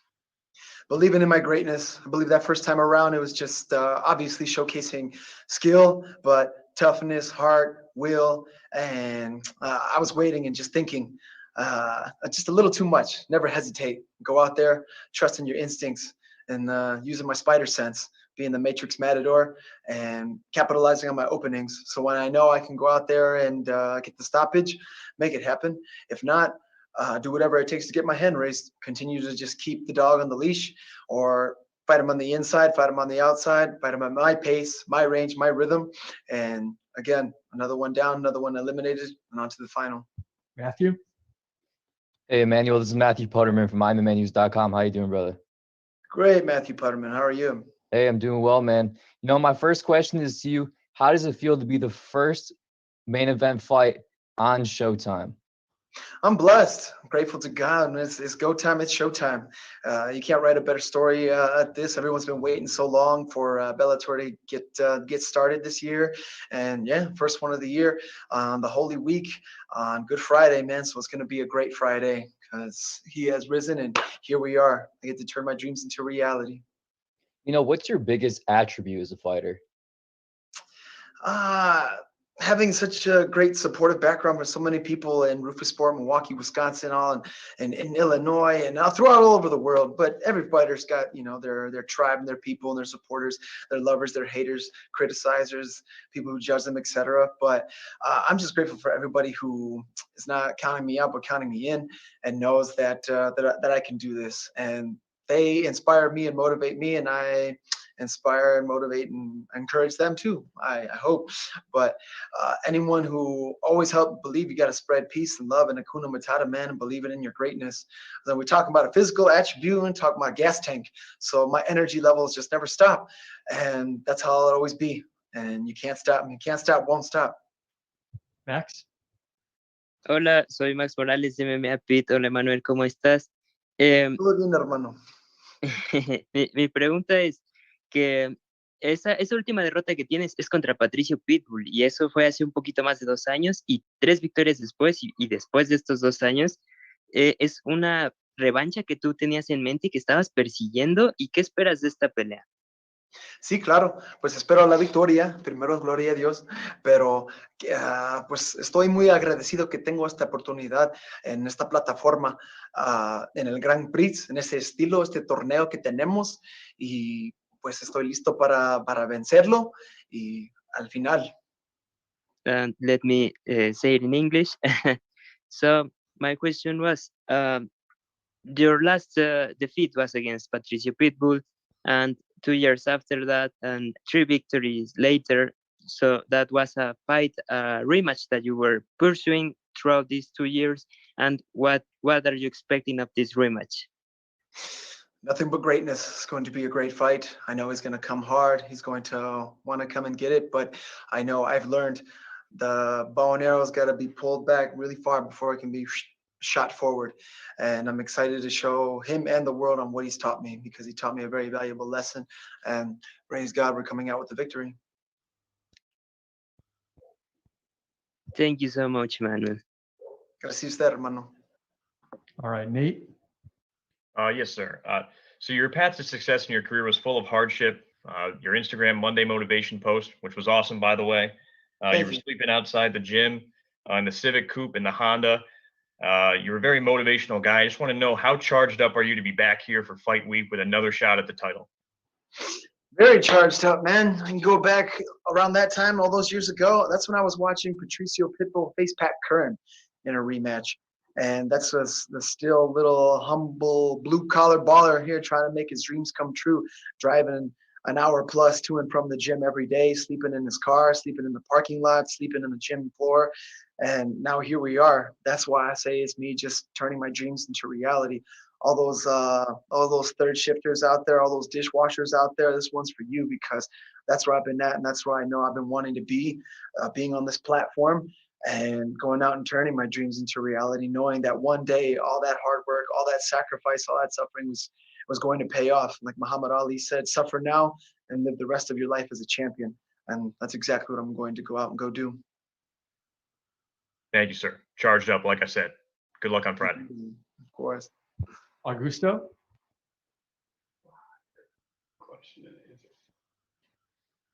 Hey, Emmanuel, do you hear me? Sí, claro. Oh, it's excellent. Emmanuel, obviously you have already faced on 2018, and since then you're in a 3-fight winning streak, facing tough competitors. So I want to ask you, what have you learned and improved during these 2.5 years, and what are we going to see on this Matador Sanchez that's different from the one of the first fight? Definitely more of the Matrix Matador, and using his spider sense here, trusting and believing in his greatness, never hesitating. And I've upped my strength. I've upped my cardio. Some people think like, wow, how can you get even better cardio? You can. So in every area outside of MMA as well too, you have to stay sharp mentally, physically, emotionally, spiritually. As a fighter, it takes a lot to get in there on any level. And I'm looking forward to showing him and the world on what he's taught me and how much I've grown in every which way. And I'm a lot more wiser now because of that loss. Damon Martin. Emmanuel, kind of a two-part question. When you look back at that first fight with Pitbull, obviously it's several years ago, but kind of from your perspective, what's the biggest thing you learned about him in that fight, and what's the biggest thing you learned about yourself in that fight? That I can take his best shots, that I can handle his pressure, his speed, his ferocity, his tenacity. And now I know that I can really overwhelm him with mine.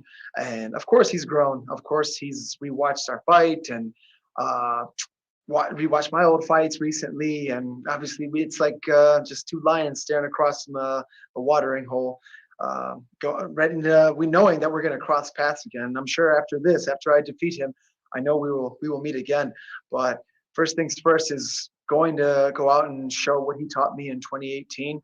And I'm a much wiser fighter because of that. I'm a much stronger fighter. And whatever doesn't kill you just makes you stronger and smarter. So I've had to learn from that. As painful as it was and as difficult it was, I was motivated by him.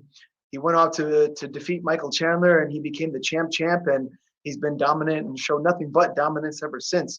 So I'm excited. I'm fighting the best pound for pound fighter, the best champion Bellator's ever had, and I'm looking to go out and be on top. Last one for me, when you look at Pitbull, since you fought him, he's obviously, as you mentioned, gone on to do some great things, the Chandler win, Juan Archuleta, the things he's done. But do you feel like he's that much different of a fighter than the guy you fought a few years ago? Yes and no.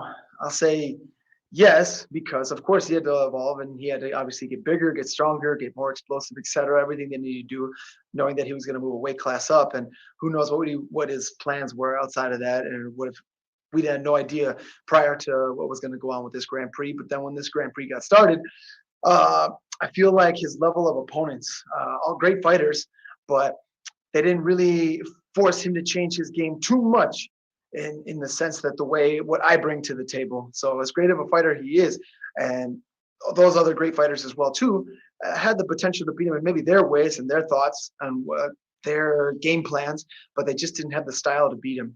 And I know I have the style and the ferocity and the gas tank to get my hand raised over him. Giancarlo? Hi, Emmanuel. Hope you're doing well. Just one question for me.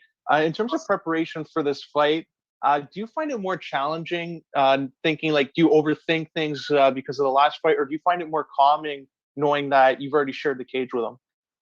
I find it more calming because I've also been cage side for his last 3 fights, getting that win over Michael Chandler, the win over Juan Archuleta, and recently the win over Pedro Carvalho. So I still see those holes and those gaps, and those openings to where I know I can capitalize on and also need to watch out for so he doesn't leave my face a bloody mess. He taught me a very valuable lesson. And I know that me believing in my greatness and me growing and learning, watching him in each of those bouts, and me learning and growing from each of my bouts as well too, leading up to this moment, has what's propelled me and enabled me to evolve me to say that I can say what I'm saying right now. And I'm staying calm all the way through. I know what this man brings to the table. I know I'm fighting the best pound for pound fighter, the best Bellator champion in history. But I do also know that I can defeat him, and I have the potential to defeat him, and I will defeat him. And that's exactly what I'm looking to go out and go do, turning my dreams into reality and on to the final. Santiago? Hola, Emmanuel. Greetings from Amsterdam, and thank you for the time. Greetings, my friend. Cheers. There are some big weeks coming up for Rufus Sport with 3 massive fights in just over 4 weeks. Could you share how the vibes are at the gym and what makes this gym so special according to you? Man, it's like the Bulls dynasty. That's how I feel. 91, 92, 93, 94, 95, 96. We're just going out to kill the game, and every single one of us looking out to be world champions. And it starts with me. I'm excited to start the year off.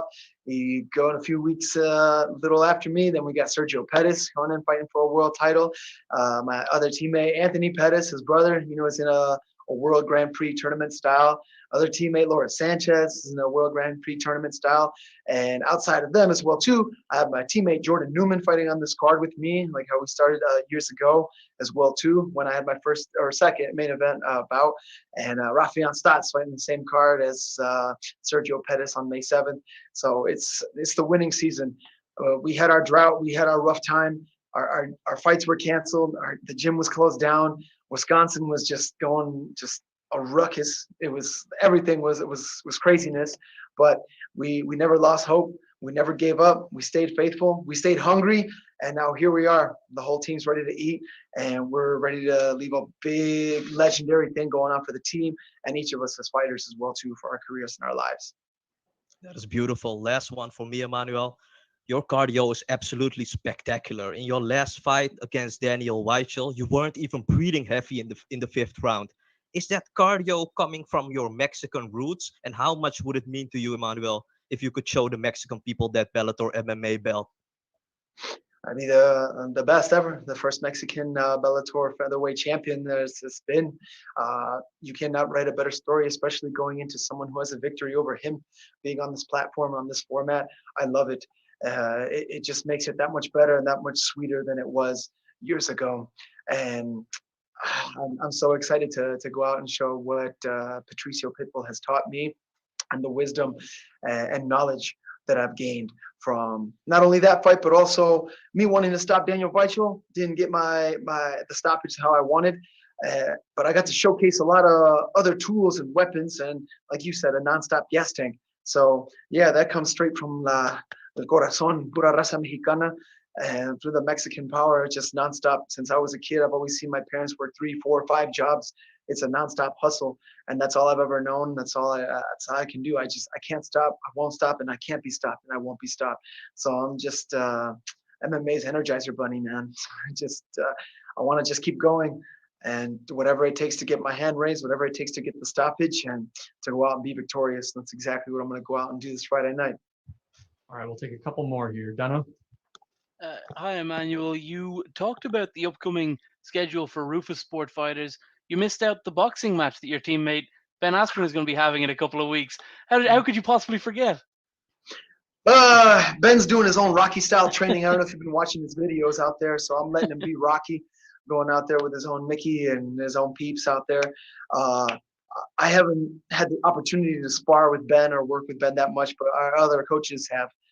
He's also been going to Freddie Roach's gym and other big gyms, and he's getting the work that he needs for himself to make this happen. But I'm excited, man. I can't wait for him to go out there and prove to the world that even him as an MMA fighter who wasn't that great or that dominant with his striking skill can still go out and shut up this big mouth over here who thinks he has striking skill over an MMA fighter. Talk to me a bit about your faith. You mentioned before that you were sleeping in your car. You were really struggling on your way to get to this point to be fighting for the world championship. At any point, did your faith wane? Did you think, God, what are you doing here? Talk to me a bit about that and how you kept, how you maintained your faith through all of that. That's a great question. I almost want to tear up now thinking about it, man, because it takes me back to those days where I do remember working 11 hours straight and then needing to go to the gym and just having a 5-shot Americano and just taking a quick 5-minute nap before I needed to drive to the gym and get ready for, the next fight, or just training, even without a fight on the line, just knowing that I couldn't miss out on training because I want to get to this level. I wanted to be where I'm at. No sacrifice, no victory. And throughout that whole time, I said, just God, please just give me strength. That's all I pray for. And I just pray that I don't fall asleep on the road and have a car accident or anything like that. And he is faithful. He is worthy.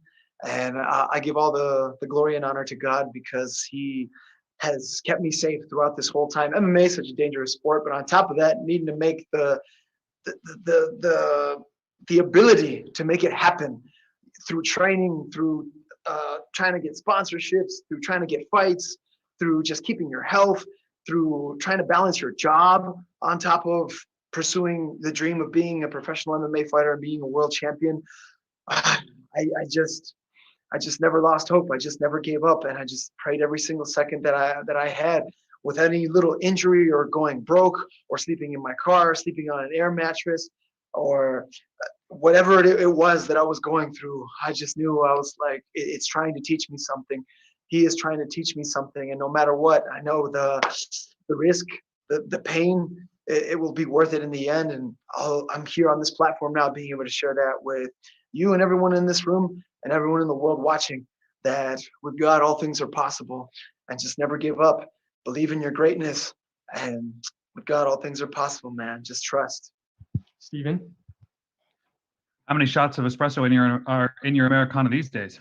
I gotta tone it down, man. This is why. This is for all the haters out there. People think Bellator fighters, oh man, everyone's out there all roided up. The only thing you'll find in me is Mexican steroids, beans and rice. And the only things I go overboard with is, coffee and sugar. But I got to limit that too, because unfortunately I have diabetes that runs in my family. And 2 drugs that I know for sure, caffeine and sugar, that I got to watch out. But no, not too many shots, just a plain dark roast with a little bit of, raw sugar or some hazelnut, some good roast. Starbucks, man, it always just whatever, or Mexican style cafe. I don't hate. I'm excited to try all kinds of coffees. Fighting in Israel, the first time I lost to Patricio, they had some great coffee while I was out there too. And every now and then, I'll enjoy myself a Celsius or a nice energy drink, a Zevia energy drink. I hope Zevia gets this and hooks me up with the endorsement like they do Mighty Mouse or Nate Diaz. But I've been trying Zevia. They're the best. They're saviors from right there. Or green tea, ginseng and green tea. But I got to tone it down. I'm naturally energized right now. I don't know if you can tell. I'm cutting weight. I only have a few more pounds to go, but I still can just be nonstop right here and talk your ear off for days. But I'm ready to fight now, man. But I'm excited. But this morning, I did add 1 shot of espresso just to help the weight go down. Okay. So I wanted to expand a little bit on something that you were talking about earlier about Askren. Can you remember a time, a specific time in which you were striking with him or working on striking, in which you kind of underestimated his abilities, or maybe he surprised you in some way, or did something that maybe you wouldn't have expected him to do? Oh, I never underestimated him. I never underestimated anybody ever, no matter who they're from, or I have visitors and, come from out of state, out of town, out of the country, who have come into my beautiful Rufus Sport MMA Academy. There was one time I had 5 different English accents: Australian, Irish, German, or not German, but New Zealand. I had so many different guys that were in there at the time. But the first time I remember sparring with Ben Askren, he threw a spinning back fist at me.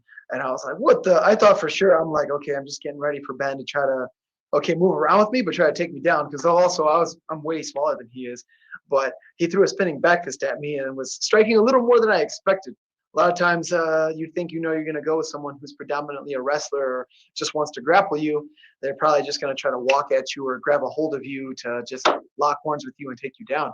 But yeah, I was pretty surprised Ben Askren was throwing spinning back fists at me and other jumping kick attacks. And I wanted to show him that I didn't, he has my respect and he was my coach at the time, but I didn't care. I tried to take him down and he threw me like on my head like I was a little kid. But that was all good. I went and showed that it was MMA training. And no matter what or who it is that I'm moving around with, over all these years, who I'm striking with, who I'm grappling with, MMA, jiu-jitsu, wrestling, whatever it may be, I'm always looking to obviously dominate and get, I don't want to say the better of the round, but you get what I'm saying. Like, show where my skill is at and learn and grow from that as well too. And you have to, otherwise you're not going to get better. Did you watch the press conference between them? I did, and I think that guy's a punk. I think we should not make stupid people famous. I don't even know why he's considered famous. I don't know who he is unless other people have told me. But I think people have that title or that label of famous misconstrued. Someone famous to me would be like Dr. Martin Luther King. Here, Cesar Chavez, Rosa Parks. People have done great things. The great Muhammad Ali. People have done great things in many different aspects in their lives. And what do we have here? From what I know, just a YouTuber who's boxed a basketball player and another YouTuber. And it's cool. Don't get me wrong. You got funny videos on YouTube and you make money off of it, or Instagram too, or whatever. God bless you. If you can do that and make a lot of money or have a lot of notoriety and endorsements and all that, I'm happy for you. But I don't think that he is anyone to be idolized or praised. Nor with Ben Askren, so I don't feel that way towards anyone. But Ben, I feel, should have a little more respect for what he's done and for who he's needed to face and what he's needed to go through in order to be in the position to where he is now, being able to not only get paid for this and being on this platform that he's on, but that guy just seems a little bit like a punk to me. And Ben is a true competitor and a true fighter. People are counting Ben out. I don't know why, but Ben's a true fighter. Whether it be boxing, wrestling, jiu-jitsu, grappling, if it's a spitting contest, whatever it would be, Ben would show up and show you what's up. So that's what a fighter does. Last question here, Tony. Emmanuel, hope you're well. You got to avenge a loss in your last fight. How much did you learn from going into that fight as a rematch that you're going to be bringing into this fight on Friday? Obviously, his strengths, his speed, his stamina, his endurance, his everything, and my own. That was my first 5-round fight. That was my first international fight. A lot was riding and going into that. I had a lot of, I feel like maybe almost put too much pressure on myself being out there the first time flying that far across the world to be able to fight and fighting such a great champion and such a dominant fighter who's shown nothing but greatness throughout his Bellator career. And now I know, I believe in my greatness. I showed my potential. I showed what I could do, but now it's time to really fully unleash and let it all out in there to do whatever it takes to get the stoppage or 5 rounds of making sure that complete dominance, that I get my hand raised. All right, Manny, thanks for the time today and good luck on Friday. Peace and love and kuna matata all you guys. Thank you. God bless.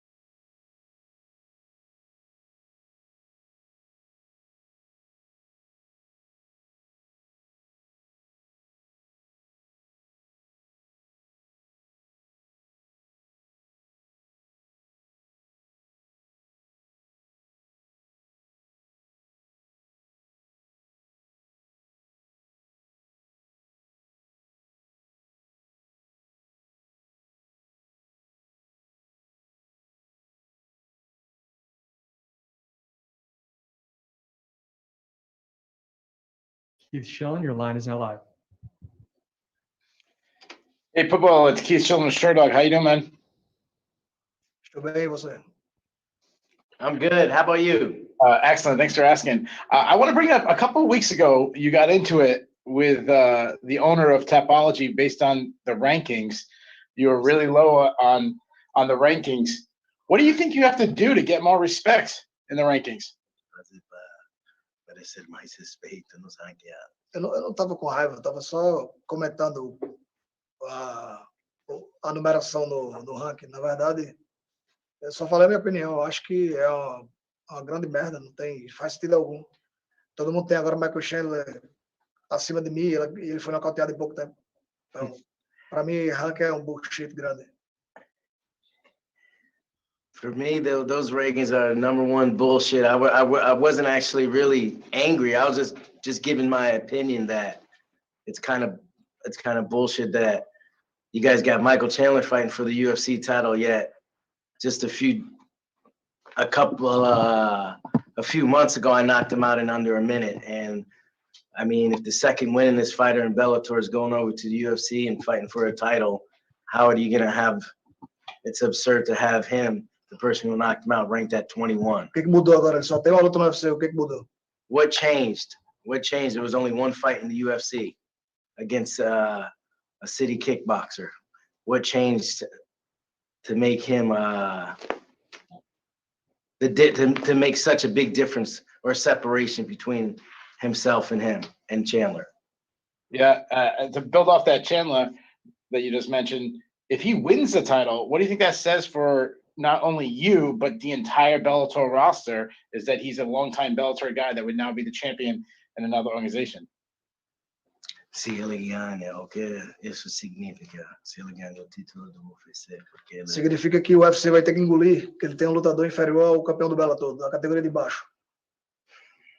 It means that the UFC is going to have to suck it up, that they got the second best lightweight in the world, who lost to a guy that was coming up from a smaller weight class. They're going to have to realize that the pound for pound best fighter is not in the UFC, he's in Bellator. And his name is Patricio Pitbull. Harry, go ahead. Hey, Patricio, Harry Mack from the Bookie's Basement. So I just wanted to ask you, you've been the betting favorite for 4 straight fights in Vegas, going back to the Michael Chandler fight was the last time that you were an underdog, actually. So I just wanted to ask, is that something that you just kind of get used to, or is being expected to come out on top every time something that kind of adds a little more pressure to your fights? Você sempre era o favorito nos últimos 4 lutas. Você está acostumado com isso? Não preste atenção nisso, não ligue para isso. Presta no meu adversário, isso para mim de favorito e zebra não atrai minha atenção. Yeah, I don't even pay attention to that. I just to pay attention to who is in front of me and the strategies and tactics I need to execute to beat them. James, go ahead. Hey guys, this is James here from Strictly MMA. Just one question for you. Emmanuel was in here earlier. He was on he's on a 3-fight win streak now since the last time you guys met in the cage. He says he feels he's grown as a fighter. He's made the adjustments. He's changed up his game. From what you guys have seen, do you feel you're going to be dealing with a whole different kind of an Emmanuel come Friday night? Falou que Emmanuel falou que ele mudou muito. Você acha que ele é o mesmo ou você vai enfrentar cara novo, diferente? Não subestimo ele, sei que ele pode trazer uma guerra. Ele é muito dinâmico, traz uma pressão muito forte. Uma das lutas mais duras que eu tive, mas ele não evoluiu tecnicamente. Ele pode ter ficado mais forte mentalmente, mas tecnicamente ele é o mesmo lutador. I haven't underestimated him. Emmanuel Sanchez has given me one of the toughest fights. He's very dynamic. He brings a lot of pressure. He probably has gotten better mentally, but technically he's still the same fighter. But the results will also still be the same, and this time I plan to finish him. Augusto? Hey, Patricio. Hey, Eric. How are you? Good, my friend. How about you? I want to ask you 2 questions, Patricio. First one, well, you have already said that you will finish him, and on your first bout you were close, but you couldn't. So what do you think was missing that time, and what have you been working to make it happen this time? And my second question is, I want to know if you are going to be watching Michael Chandler's fight on May the 15th, or you don't care. Thank you. Porque você não nocauteia, quase nocauteou, mas não consegui nocautear. É a última luta, porque você mudou para conseguir nocautear. Paciência. He's more patience. Patience is his answer. And se você vai assistir a luta de Michael Chandler. Claro, ele é meu representante número 1 no UFC, claro que eu vou assistir. Yes, he's the number one representative of the. Yes, of course I'm gonna represent. Yes, of course I'm gonna watch the fight. Michael Chandler is the number one representative of Patricio Pitbull right now. Damon, go ahead. Hey, Eric and Patricio.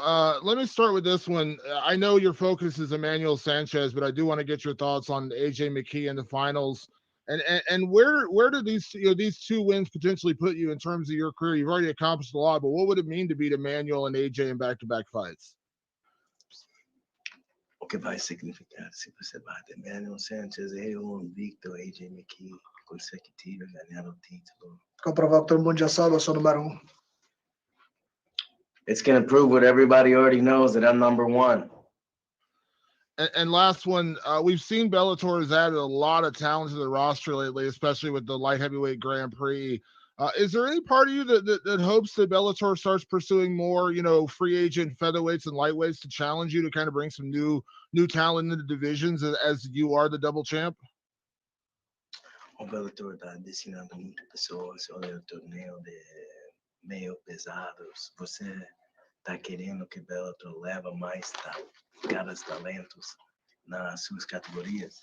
Eu já batei 4 ou 5 gerações do peso pena e arranquei a cabeça do melhor peso leve de todos da chave do Bellator e não me importa quantos mais caras eles vão adicionar, vou bater em todos.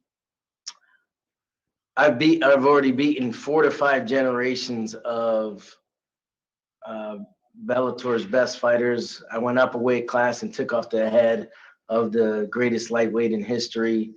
Really doesn't matter who they bring in. I'll beat them all.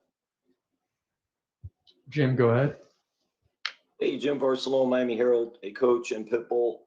Just curious, what does Pitbull think of the format of the Grand Prix, and how exciting is it to have this type of situation tournament in Bellator? O que você acha de torneio que você está dentro do Grand Prix e fala sobre como você gosta de torneios?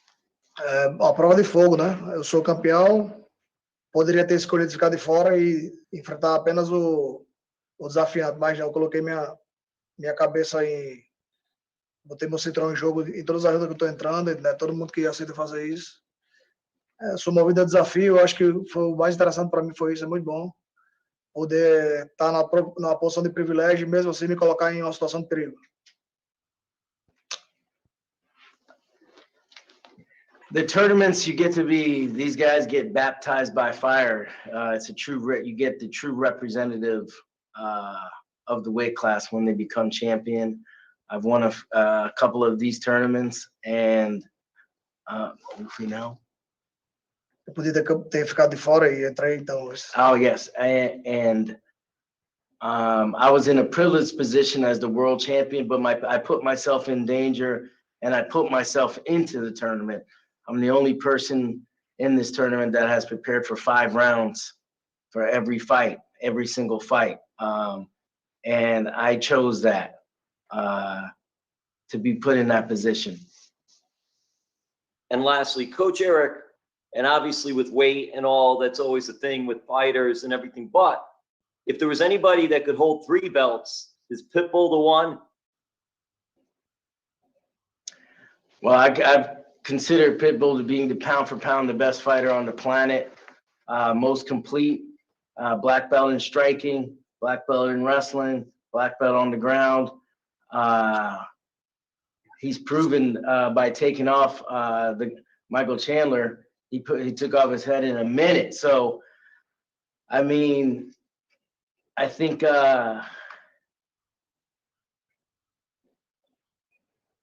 what's the last part of your question, Jim? Hello? Did I miss him? What was the last part of his Jim, question? can you repeat that last part? Okay, here we go. It was unmuted. I was muted. Yeah, just the part that if there was anyone out there that could hold 3 belts, Pitbull Right. could be the one. Right. So from pound to pound, I mean, at 145 and 155, all it would take would be really the diet, because he's the only one that's beaten Juan Archuleta, if I'm not mistaken, at least in Bellator. And Juan Archuleta is the champ at 135, and he dominated him at 145. And to tell you the truth, if you put Juan Archuleta next to Patricio, he's bigger than him. So Juan Archuleta is bigger than Patricio Pitbull. So you know this, Jim. Jim, you know this, Jim Barcelona. I've known you since high school. You know I'm into winning titles, triple titles, 3 championships. If anybody can do it, trust me, it's Patricio Pitbull. Yes, thank you, Eric. Put up the 2 champs, triple champs against anybody. All right, Max.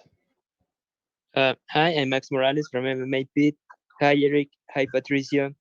So almost 5 years as undefeated. Now you're the champ. Fighters come up with different game plans to go against you. So how have been this run for you, and how different do you expect this part 2 with Emmanuel would go?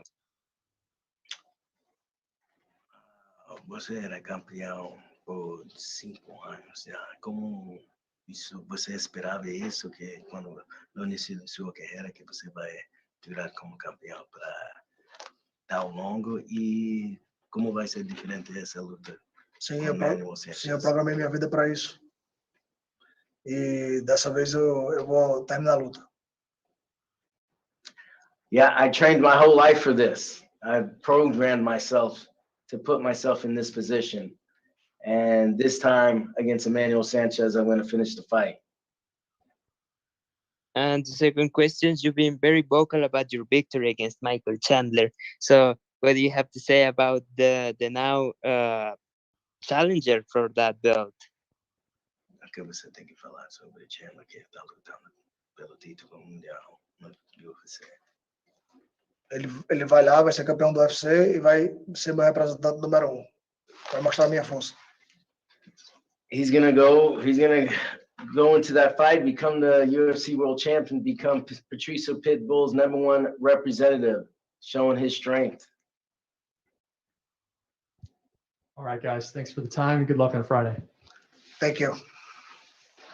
Where was Don?